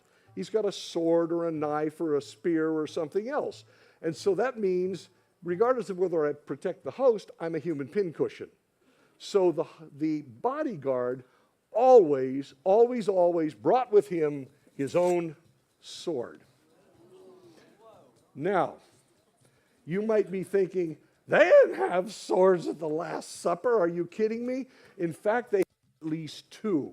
If you read the end of Luke chapter 22, his account of the Last Supper, you find out that one of the disciples produces two swords. All of the men wanted to kick out the Romans with a violent Messiah who Jesus kept saying, that's not what I'm going to do. I'm not here to conquer the world this time. I'm here to save it. But they didn't get it through their heads because, well, frankly, guys like swords. And so they were ready to go conquer the Romans. There could have been a lot of swords in the room that night. But we know of at least two, and one of them belonged to that gentleman right there, the bodyguard. Who is this guy? It's very simple to figure it out because twice in his very own gospel. If Jesus is behind me and I'm the bodyguard and I want to talk to him, how do I do it? So Jesus, Now, I'm not going to do that. I'm going to bump the table, make the food fall on the ground. I'm going to make a mess. If I want to talk to Jesus, all I need to do is lean back. And my head lands square in the middle of his chest. I tilt my head up, he tilts his head down. We have a conversation. This is the disciple who leaned on Jesus' chest. This is John. He tells us where he was during the Last Supper. Now you say, that's kind of weird. Any of you tonight that want to try it later because it's kind of strange. When you do it, it's very intimate. You can hear the person's heart beating. And you're only about this far from their mouth, from their face. But you see, as I mentioned earlier, and I said I would mention now, that personal space in the Middle East is very, very close. I was stranded one time between flights at London Heathrow Airport during the Hajj. The Hajj is the pilgrimage that Muslims take to Mecca every year, and London happened to be the hub for all the planes going to Mecca. So the place, I'm up to my eyeballs in Muslims dressed in these long robes, men, big beards, hats on their head, the little caps. And the men are walking around, many of them, together, holding hands. Not because they're gay, because they're friends. Personal space is close. When I lived in Jerusalem for a while, you would talk to Arabs who were there, and they became your friends. And you realize that when they talk to you, these Middle Eastern Arabs, well, if you're an American and you're talking to me, you're about a bent arm's distance away, about that far, and you're talking to me, and I'm talking to you, and we're having a good time. You go to the Middle East, and they talk to you right here. And as an American, I back up, and they go up further. And as an American, I back up, and they get even closer. It's like they have to smell you in order to talk with you. But that's personal space in the Middle East. It's very, very close. So it's not strange for one man to lean on the chest of another man and have a conversation. As a matter of fact, it's perfectly acceptable, as much as massaging Mark's head. The third person whose location we know is right over here. And number 3, right here. 1, 2, 3. Over here, number 3. 1, 2, 3. 1, 2, 3 there. 1, 2, 3 over here. 1, 2, 3 just sitting down right there. 1, 2, 3 right here. And of course, those guys that probably went to sleep someplace else. So, guest of honor. You're the guest of honor, which means that you get the first bite of food every night.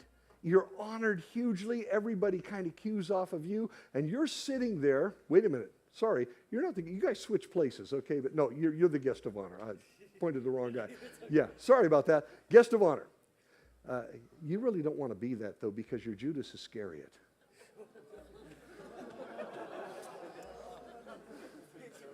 Yeah, Judas Iscariot. Now think about this. The guest of honor is sitting here because Jesus told him to sit there. You don't sit there randomly. He doesn't randomly allow somebody to come be his bodyguard. John, you're here. Judas, you're here. He chose him to be there. And then the evening proceeds. Now here's the thing. How do we know it was Judas? In the evening, later on in the evening, they're having a really good time. It's a marvelous time. They're celebrating. It's a beautiful feast. The disciples are anticipating that it's almost time. We're going to kick out the Romans and violently do this and then rule and reign with Jesus the Messiah from David's throne in Jerusalem. But wait, that's not what Jesus is thinking. And so he pours water on the celebration. Because he needs to. Because he'll be on the cross by the next morning and he's got some things to say and a few things to sort out. So he says to the guys, by the way, one of you here sitting at this table tonight is going to betray me. The disciples immediately erupt into outrage. Some of them are shouting, who is it? Who is it? Tell us who it is. Others are saying, is it me? Is it me? Who is it, Lord? Is it me? They're really, really scared by this announcement. Suddenly, the celebration brings shock and outrage into the room. Finally, Peter, who is somewhere over here, is able to catch John's eye because John has the worst view of the guys at the table. He can only really see about this much, whereas over here, you can see everything at the table. Peter manages to nod his head at John, give him a sharp nod, and say, John, ask him who it is. Now, even though this detail isn't in the scriptures, it would have been necessary for John to lean back on Jesus' chest and say, Master, tell us who it is. Well, Jesus then said loudly enough for everyone to hear, because you can see the response in the room. It's the one who dips in the sop with me. Now, what that means is that there's something in front of Jesus that you can dip into. It might be salt water. It might be a fermented fish sauce. They had that at those days. It might be that beautiful thing that you have there called haroset, that chutney, that beautiful apple chutney that's on your table. Jesus would have straightened himself out at the table. He wouldn't have remained reclining because he couldn't. He then would have taken a piece of bread, not for the first time, but at least the second, maybe third time that evening, dipped it into the soft, reach around to the left, and put it into the mouth of Judas Iscariot.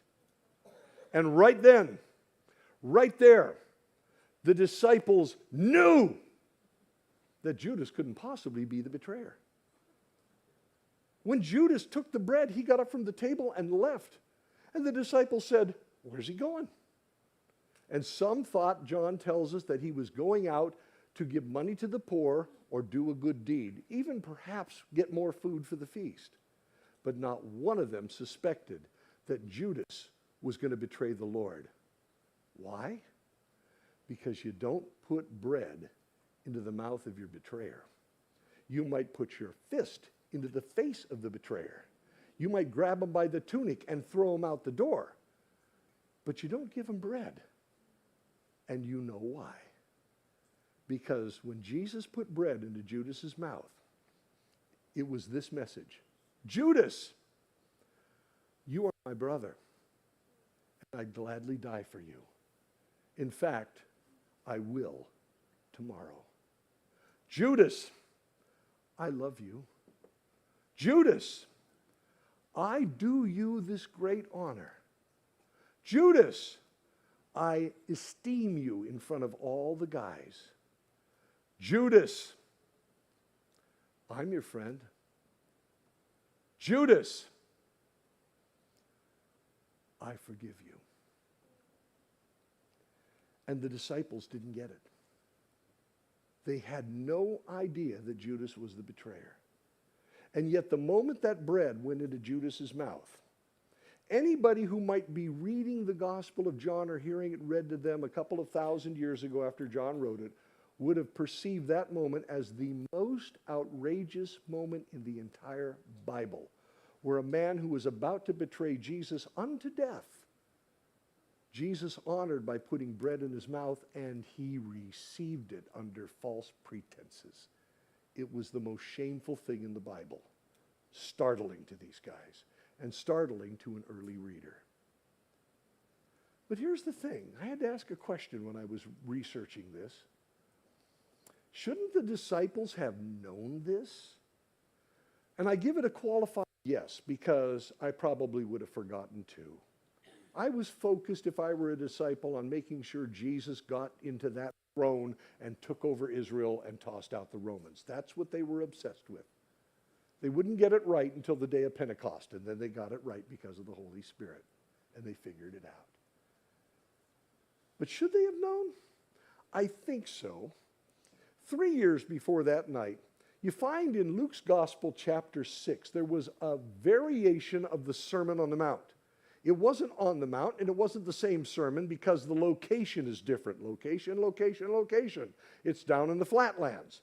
So it's a similar sermon. And in that sermon, well, if you're a pastor here, and others maybe, it's the perfect 3-point sermon. And only Jesus could pull off the perfect 3-point sermon in less than 30 seconds. My congregation finds that laughable when it comes to me, because I'll be, well, we've been here a while. We'll be here a while longer. I mean, I talk a long time. Here's what Jesus told them. First of all, he said to his disciples, you who hear me, you know what that means? Listen up. Are you listening? Listen up. You who hear me, I say to you, he's talking to his disciples emphatically. Here's what he said. 3 words. Love your enemies. Wow. Nobody had ever heard that before. Love your neighbor, yes. Love your friends, naturally. Love your family, of course. Love your enemies. What? And then he tells them in 3 points how to do it. Now, here's the thing. That love, there's 4 words for love in the Bible. You've been taught this. You know this very quickly. Storge, family love, the way a brother loves a sister, the way a mother loves a child. You have eros. We get the word erotic from it. It's physical love. You have philos or phileo, that we call that friendship love. Let me give you a better definition. Fondness. I'm very fond of you. It's a deep friendship love. And then there's agape. And we say that's God's love. What does it mean? Well, it means unconditional love. It means God's love. It means agape. See, it's pretty much an abstraction, isn't it? Until you realize that agape, though it's a noun, acts like a verb. In other words, you do to others as God has done to you. You love others the way God loves you. And I got news for you. You weren't always God's friends. Sometimes you were his enemies. Sometimes you were children of wrath way back when, and he still loved you and gave his life for you. That's called agape. That's what it looks like and more. And so he said, agape your enemies. And here's how you do it. Point 1, do good to those who hate you. It doesn't say, first of all, feel good about those who hate you, or feel good about them when they don't hate you. They used to be your enemy, now you can treat them nice. If you're going to wait for that, you're going to wait a really, really long time. Somebody hates you now, they're your enemy now, then you go and you do good to them. The second thing he says, bless those who curse you. Okay, well, somebody's cursing you. It doesn't mean they're using profanity at you. That's not what it means. It means that to us. It didn't mean that to them. You know how I talked about how you bless each other? In those days, they also believed superstitiously that they could curse others.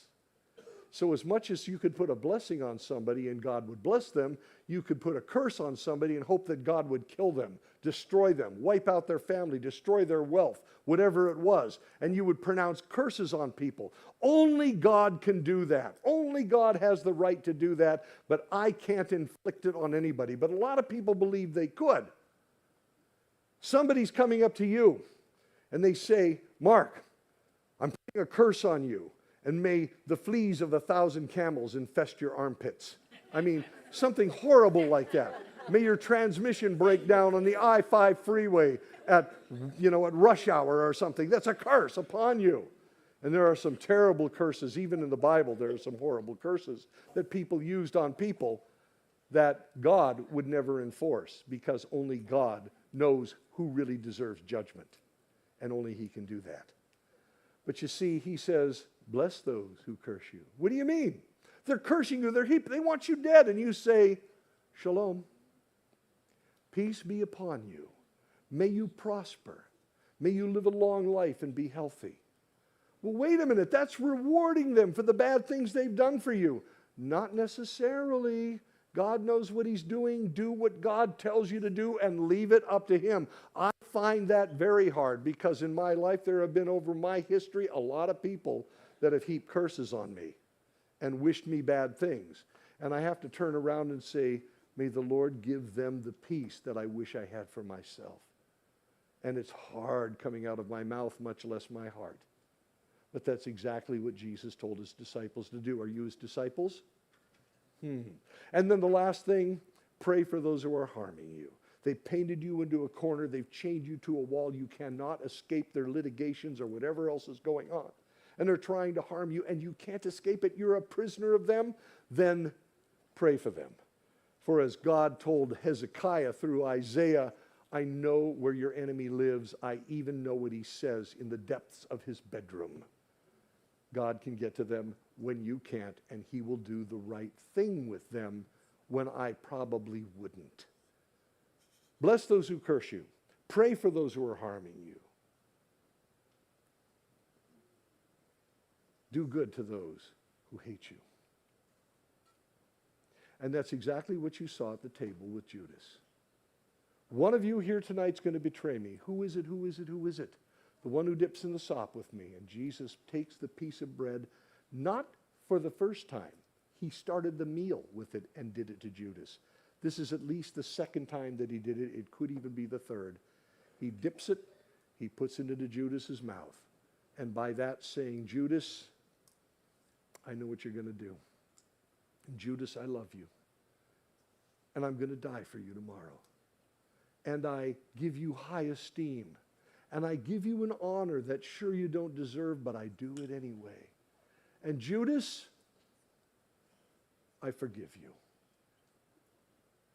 And Judas took the bread, and he went out, and he betrayed the Lord unto death. How do you treat your enemies? You didn't want me to ask that question, did you? How do you honor your enemies? Jesus did, and He just showed you how to do it. The last person whose location we know, I'm going to point out, and then I'm going to talk for another 5 minutes when we're done talking about him, and then we're done, and I'll bring Pastor Rich up to close this out. The last person whose location we know at the table is way over here and here and here, here, here, here, here, there, and there. Peter! Now you got to know something. Peter is not only at the scum of the earth wing of the table, he's at the scum of the earth seat at the scum of the earth wing of the table. He is at the absolute worst seat in the house. And you guys know Peter. Peter he'd like to be first. He'd be the first one to tell you he should be first. But he's not only last, he's dead last. That brings up a whole bunch of questions like, how did he end up there? Well, I can tell you one thing, he didn't want to be there. Now, first of all, how did he end up there? There's a lot of possibilities, one of which would be, Peter with John, who was opposite him in this very honorable seat, they were the ones who put the meal together. I mean, Jesus told them, go do it and we'll come in later and we'll have our feast. So they went out and did all the shopping and put it together. Well, maybe Peter came in late. Everybody got their places. Who's going to sit there? No one. Peter comes in and looks. There's one empty seat. Oh, come on, guys. I can't sit there. Somebody move. Give me a place up higher at least. No, Peter, sit down. But wait a minute. Look, I'm Peter. I'm the rock. I walked on water. Yeah, Peter, and you sank too. Sit down. So Peter goes over to this horrible seat and he reclines at the table, but he's standing up on the inside. There's another possibility that you're probably thinking of right now, that Peter sat there because he's so humble. And of course he knows that the master wants us to be humble. And so I'll wait till everybody has their seat, and there's only this terrible seat left. And so I will humbly go over to the seat, and I will recline humbly at the table, and then the master will look over and see me at some point and go, oh, Peter, you're so humble. Get up from the table, move up higher. Judas, take a lap and take that seat. Peter, come up and be my guest of honor or something like that. And Jesus never moves him. In fact, he never mentions it as far as we know the whole course of the evening. And Peter sits there humbly, and he waits. And he waits, and he waits, and he waits. And why isn't the master moving me? Can't he see how humble I am? And he's now standing up on the inside because Jesus makes no mention of it the whole night and doesn't move him. Ugh. The third possibility, and this is the only other one I'm going to talk about, but I have to say it because we're going to circle back to it in just a little bit. My personal opinion, if you don't like it, it's okay. I'm just going to give it to you. My personal opinion is that Jesus told Peter to sit here. And I think you'll see it rather obvious later on why I say this. But for now, just take it from me. That they come into the room and Jesus says, John, you're here. Judas, you're here. Oh, by the way, Peter, surprise, you're over here. Why? Peter, just sit there. But Master, Peter, sit there. But don't you like me? Peter, sit there. But sit. And he goes over to that terrible seat and he reclines.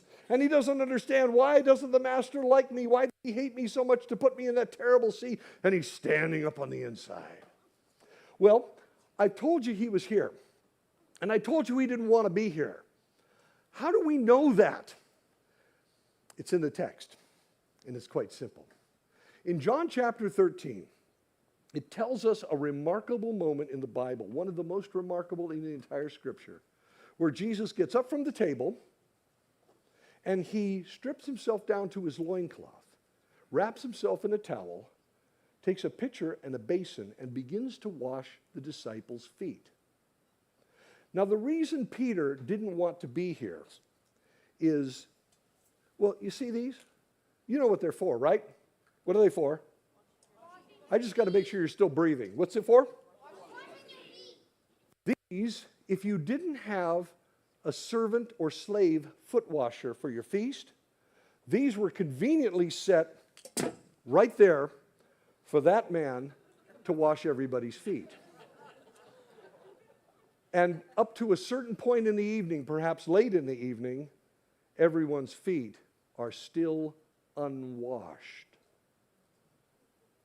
And finally, Jesus gets from the table, and he would have walked over here. Even though that detail is not in the Bible, it certainly is historically at other feasts that was there.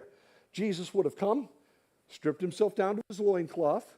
He takes a large linen towel, he wraps it around his waist. Now the towel, which he's going to wipe people's feet on, has now become his outer clothing. Can you imagine the shame in that, wiping somebody's feet on your clothes? This is what he's doing. And then he takes the pitcher and the basin, and starting over here, notice how they're sitting.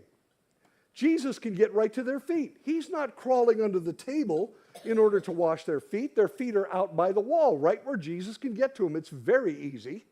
And he starts with John. And then Judas hasn't left yet. We're backing up in time just a few minutes before he makes the announcement. So Judas is still there.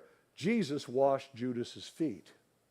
And then he washed everyone else's feet until the Bible said he finally came to Peter. And Peter has a very interesting reaction to all of this. He says, as Jesus is threatening to wash his feet and about to do it, he probably drew his feet in. I'm thinking a little dramatically here, but I could picture it. Maybe you can too. He probably drew his feet in and said, Master, you're going to wash my feet too? Why would he ask the question? Because it wasn't supposed to be the master washing anybody's feet. It was supposed to be Peter, and he didn't do his job because I'm no foot washer. You want your feet washed, you do it yourself. I should be sitting up higher. And nobody's feet were washed until Jesus did it. And that was horrifying to Peter because Peter knew maybe better than anybody else at that table who that man really was, even though he didn't understand his purpose. 6 months before that night, way up in the northern finger of Israel at a place called Caesarea Philippi, Jesus asked the question, who do you say that I am? And who answered it? Good old Peter, filled with the Holy Spirit. And he said, I know who you are. You're the Messiah. You're the Son of the living God. And Jesus rejoiced and he said, blessed are you, Peter, son of Jonah, because flesh and blood didn't tell you that. My Father just told you that. Way to go, Peter. And here's the same Peter who knows this because God told him. And he says, no, Lord, you'll never wash my feet. I don't think those were words of humility. I think they were words of horror because Peter knew he should have done it, but he was too proud. And now the greatest in all the universe is threatening to wash his feet as the most humiliated slave on the face of the earth. It should be the other way around. Something else that Peter said, that he said, no, you never wash my feet. Jesus said after that, rather, he said, now this statement is not exactly going to get you real excited, but I want you to hold on to it because I got to go back to it.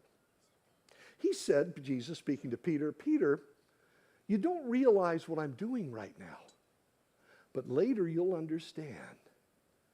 I'm going to come back to that. It doesn't sound like a remarkable statement. It's a mind blower. Well, then Peter says, you'll never wash my feet. Again, I think he's horrified. And then Jesus said, look, but Peter, if I don't wash your feet, Peter, you can't have any part with me. And Jesus wanted Peter with him. He wasn't throwing him out because he was stupid and defiant and proud. No, I want you, Peter. He wants you too. Every one of you. No matter what. I want you too. And so Peter said, well, then give me a bath. Wash all of me because I really want to be with you too, Lord. And Jesus, I think, had to calm him down. No, Peter, it's okay. It's okay. Just your feet. Just your feet. And then Jesus knelt down behind Peter, and Peter let him. And Jesus then begins to wash Peter's feet. This is the full extent of his love. Not all this. That's part of it.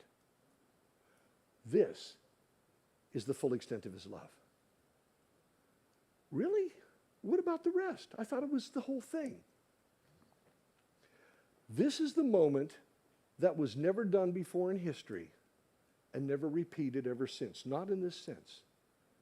When Jesus, the Messiah, the Son of the living God, Savior of the world, Creator of everything that is, became the foot washer of a foot washer. In all of history, it's never recorded that anybody ever washed a foot washer's feet. They were too low. And God went below the lowest form of life on earth, the lowest person with the worst possible job, and washed their feet. Which means he went lower to lift him up. And he did it again the next day when he went to the cross. When he died on that thing, that cross, he went below the worst human being that ever lived, so that if anyone believes, confesses his name, follows him, they can be saved, no matter how horrible they were. That challenges our brains because there's been a lot of horrible people in this world. But God is still, and to this day, not willing that any should perish, but that all should come to repentance. How far will he go? He will wash foot washers' feet to do it, and your feet needed washing. He went below you to die for you, for the sins we committed, and he was sinless in order that we might be lifted up to heaven. That's the full extent of his love. So then Jesus puts his clothes back on. He comes back here and he resumes his seat. And he says to his disciples, do you know what it is that I've done for you? You call me teacher and Lord, and rightly so, that's what I am. Now that I, your teacher and Lord, have washed your feet, now you go and wash each other's feet. And then he said these words that he said, at least in English as it's translated, no place else, 7 words, no place else in the Bible. He said to his disciples, I have set an example for you that you should do as I have done for you. What's that? Wash each other's feet. I tell you the truth, he said. I tell you the truth. A servant, that's you, is not greater than his master. That's me. And the messenger, that's you, is not greater than the one who sent him. That's me. And now that you know these things, you will be horrified if you have to do them. No. Now that you know these things, you will be, humiliated if you have to do them. No. Now that you know these things, you will be blessed if you do them. Do what? Wash each other's feet. So how do you do that? Well, I suppose the pastor here could put on a foot washing service. There's a problem with foot washing services. Some churches, maybe a church that you've been to or even come from, do it as a third ordinance, and more power to you. God bless you on that. But you can never announce a foot washing service because everybody shows up with the cleanest feet you've ever seen, and it kind of defeats the purpose, doesn't it? But perhaps washing somebody's feet is like a lot more than that. Perhaps washing someone's feet is coming in here tomorrow morning, perhaps. And just before the service starts, walk up to the front and just look at the back row and see who's sitting there. Because sometimes, if you're like other churches, and occasionally you are, maybe all the time it's like this. Who knows? I don't go here, obviously. Maybe you'll see a person sitting back there who is embarrassed to sit anywhere else because they look kind of draggly. They smell bad. Their clothes don't fit right and they're torn up. They're missing most of their teeth. They don't think clearly. And you walk up to that person. Maybe you're thinking that foot washer. And you sit down next to them and you say to them, how can I pray for you? I want to pray for you today. How can I pray for you? And then you pray for them. And you mean it. Or that same person, whether it's back here or someplace else, somebody like that. And you approach them and you say, can I make lunch for you? Why don't you come over to my house? I'll make you lunch. Or let me take you to McDonald's or something. I'll get you lunch there. I want to know your story. Tell me your story. You've just given value to their entire life when you ask that question. And you know what you've done? You've gone below and you've lifted them up. It could be that or a billion other things that you could do. But either way, it's always going below the lowest and lifting them up to the highest. That's how you wash somebody else's feet. Now, I said I was going to circle back to this. I thought and I told you this, that Jesus told Peter, I want you to sit there. Here's why I think that. Peter wanted to sit in the best seat. Now, here's the deal. Over in Mark chapter 9, I'm going to revisit something I said much earlier on. Over in Mark chapter 9, the disciples are arguing again. I'm the greatest, I'm the greatest, I'm the greatest, I'm the greatest. Jesus finally steps in the middle, and he said this, and I'm paraphrasing, but you've read the passage, Mark 9. He said, if you want to be great in my Father's kingdom, you learn to be what? I knew you were going to say that, the servant of all, because that's the way it translates into English. In the original language, learn to be, listen to me very carefully, there's a trick in this, the slave of everyone. Well, what's the big deal about that? In every household that owned slaves, you had ranks of slaves or servants, starting with the highest one who took care of the whole house, the chief steward of the household, like Joseph of the Old Testament, taking over Potiphar's house and even the prison that he was put in. He ranked all the way to the top. And then underneath that, you would have educators. You would buy slaves to educate your children. A doctor. Luke may have been a slave originally. You bought your medical program by buying a doctor slave. And then you might have had other people under them, farmers and washerwomen and body servants and all that, all the way down to the very bottom. But in every household, there was one slave who was at the lowest rung of the ladder, and that was who? The foot washer.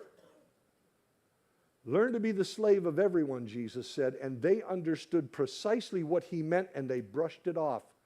You want to be great in my Father's kingdom? They knew what he said. You learn to be the foot washer. Peter doesn't want to be that. Peter wanted to sit at the best seat at the table. He wanted to be great in Jesus' kingdom, and so he sits there resenting the place where he is. And so Jesus says, Peter, I want you to sit there. Peter doesn't understand. Why? Because Peter wanted to sit in the best seats of the house. You know what Jesus just did? He told Peter, that is the best seat in the house. Sit there. And Peter didn't understand. Peter, you don't realize what I'm doing right now, but later you'll understand. Now do you get it? And Peter missed the blessing that night. Interestingly enough, the most blessed man at the table was Jesus, because he got to wash everyone's feet. That's the best seat in the house. If your role in this church, your place in this church, in your neighborhood, or among your peers, was characterized by this triclinium table, tonight, where do you sit? Here or here? And maybe the best question of all to ask is, where do you want to sit? Here or here? Because in Jesus' economy, at Jesus' table, that's the best seat in the house. The last thing I want to talk to you about tonight, and stick with me on this because we're almost done, we got to go back to the bread. In fact, we got to go back to 2 pieces of bread. Let's say that Mark and I, are you still awake there, Mark? Come on up here for a second. All right. He's getting way too comfortable. All right. I know it's a long evening. No, don't stand up. It's all right. Just sit down. It's okay. But Mark and I have grown up in the same village, next door neighbors. We're not family, but we're next door neighbors. And we have the same career. We both do the same work. We've been working together all of our lives. And then suddenly last week, we got into a terrible quarrel. As a matter of fact, it was insulting. It was shaming. And the only way out is vengeance, because we got into such a bad quarrel, even though we've been friends all our lives. But one of us comes to our senses. No slur on you, but let's just say it's me, just for simplicity. And I realize I hate this. I know this is the way we do things, but I can't let this go on. And so I approach you with a piece of bread, and I say, Mark, would you break bread with me? This is how they reconciled in those days, if you intended to reconcile with anyone. I could say, let's shake hands and let bygones be bygones, but that doesn't mean we're not going to go back to this quarrel someday, because it's a fairly weak oath that we make with each other just by shaking hands.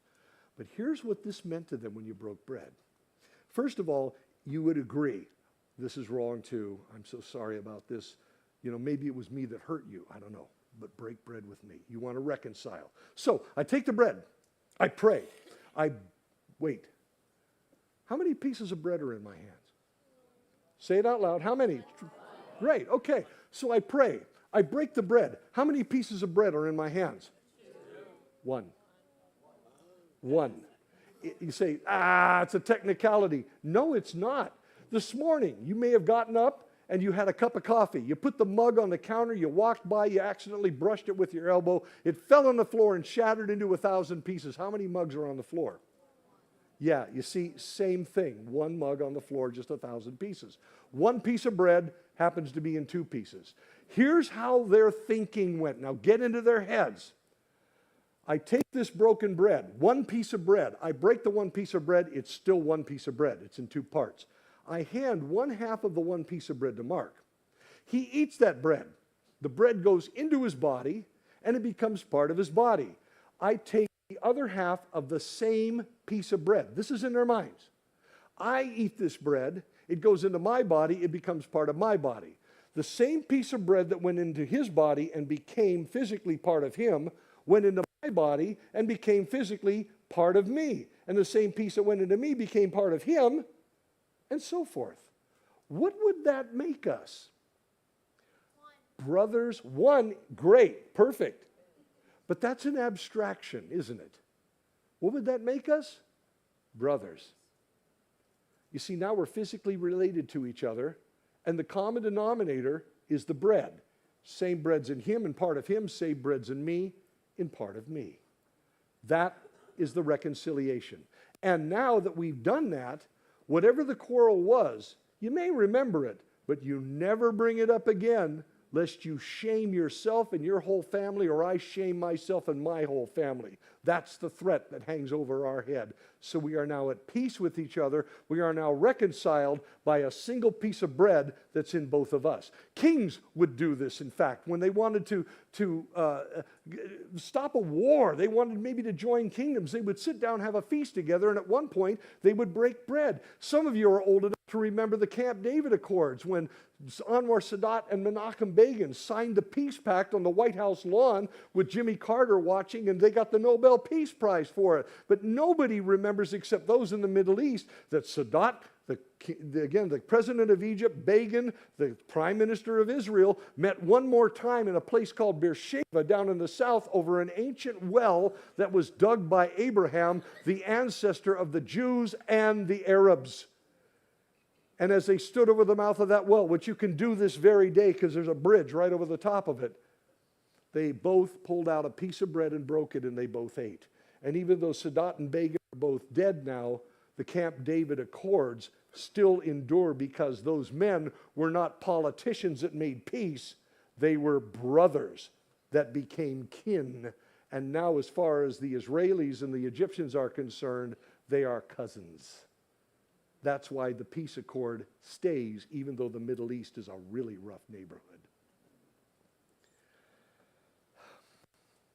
Jesus, on Resurrection Day, shows up in that room where the disciples are locked in. He says to them, "Shalom Aleichem," and they said nothing. They were scared. But the next words out of his mouth, what were they? "Have you got anything to eat?"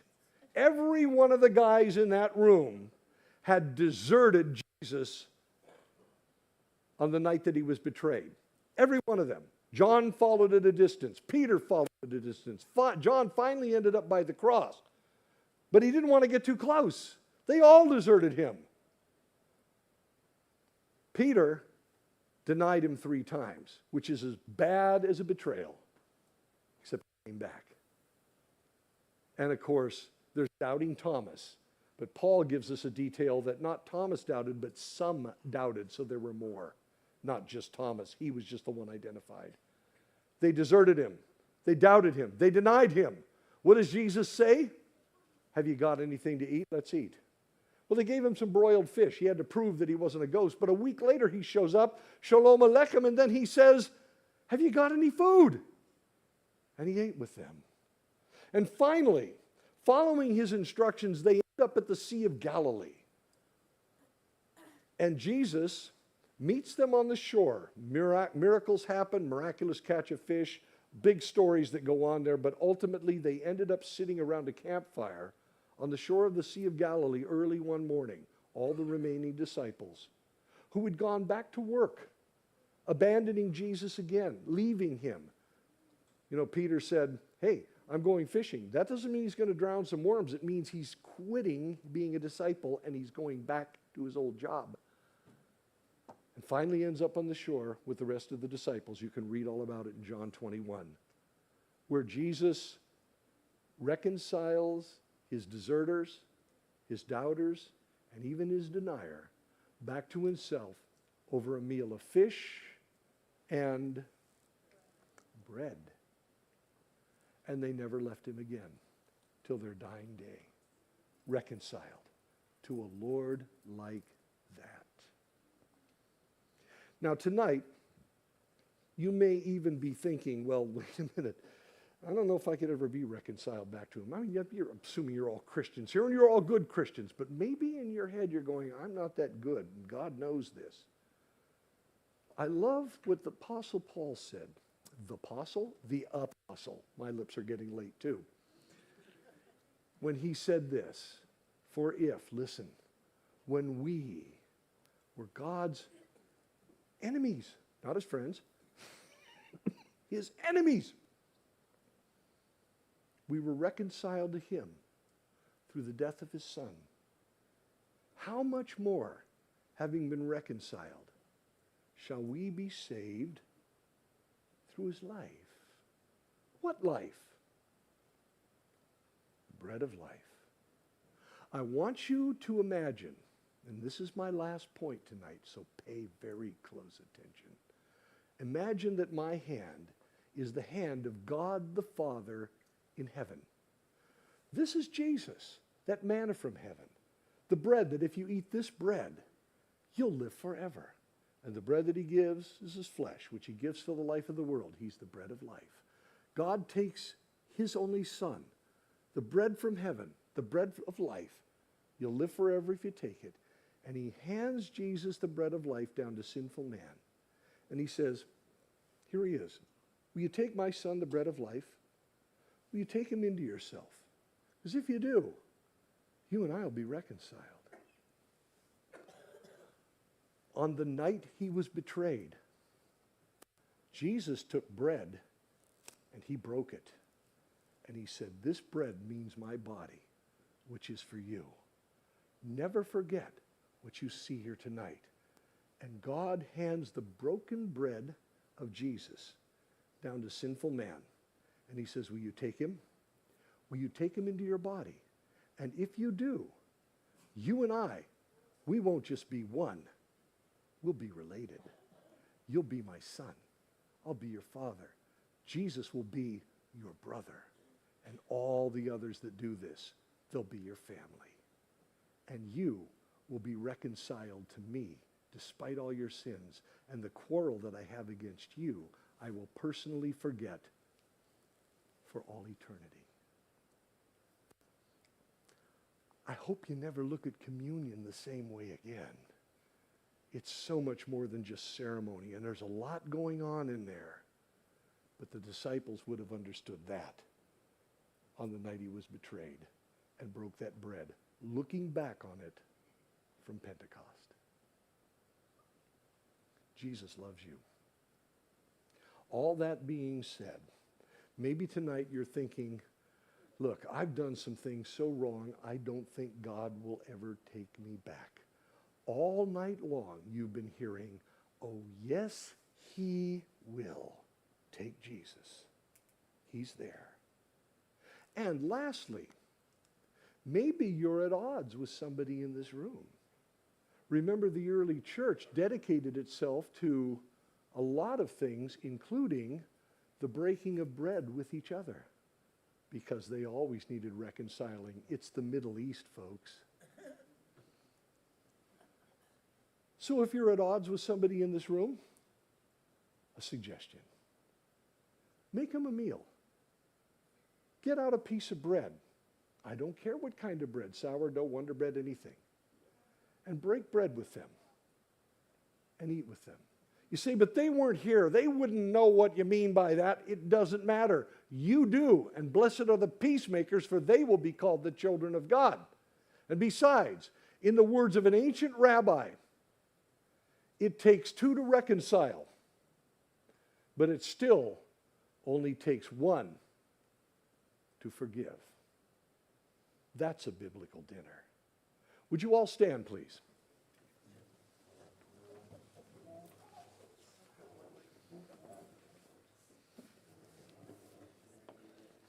Before I bring up Pastor Rich, I'd just like to leave you with another blessing tonight. And it goes like this. Yiva rechecha Adonai v'yishmerecha. Ya'er Adonai panav alecha v'yechunecha. Yaseh Adonai panav alecha v'yasim lecha shalom. May the Lord bless you and keep you and make his face to shine upon you and be gracious to you. May he lift up his countenance upon you and give you shalom. Shalom Aleichem, everyone. Yeah, close enough. God bless you, and thank you for coming tonight. Here's Pastor Rich.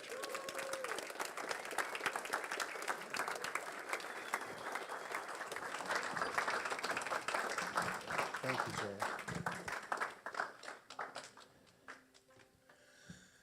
Well, that was a wonderful presentation, and obviously we were all a part of it. So much to consider, be grateful for. But isn't this an awesome understanding we have right now? Just very deep. And I wanted to say on behalf of the church how much it means to me as a pastor that you would come out this evening and involve yourself. So much has been done before us, you can see it. And the most important thing is that God is saying as well, I continue to do things for you. So let's pray and be purposed to fill the house of the Lord with praise and thanksgiving. The giftings that he has given to us, distributed for his glory and honor.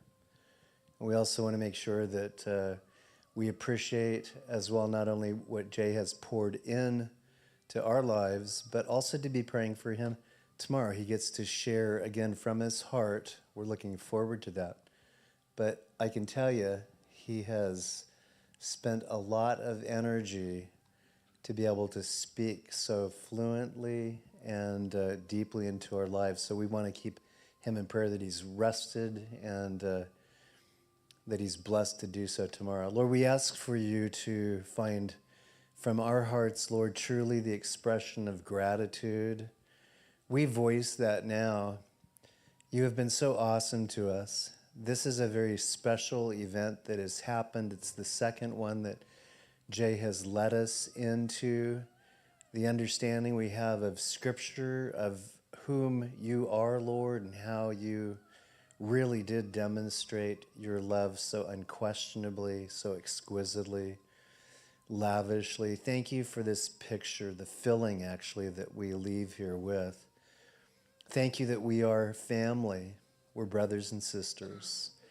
And thank you that in a very short time, we do not doubt you shall come to take us up. We want to commit our evening to you and ask again blessings over the houses of the Lord, the places where your people assemble to hear the word of God and to worship you in spirit and in truth. And we also pray and ask your blessings upon the peace of Jerusalem, the very place that actually we will reside with you and be ruling and reigning upon the earth. And in Jesus' name we ask, amen. Amen. God bless you guys. Thank you so much.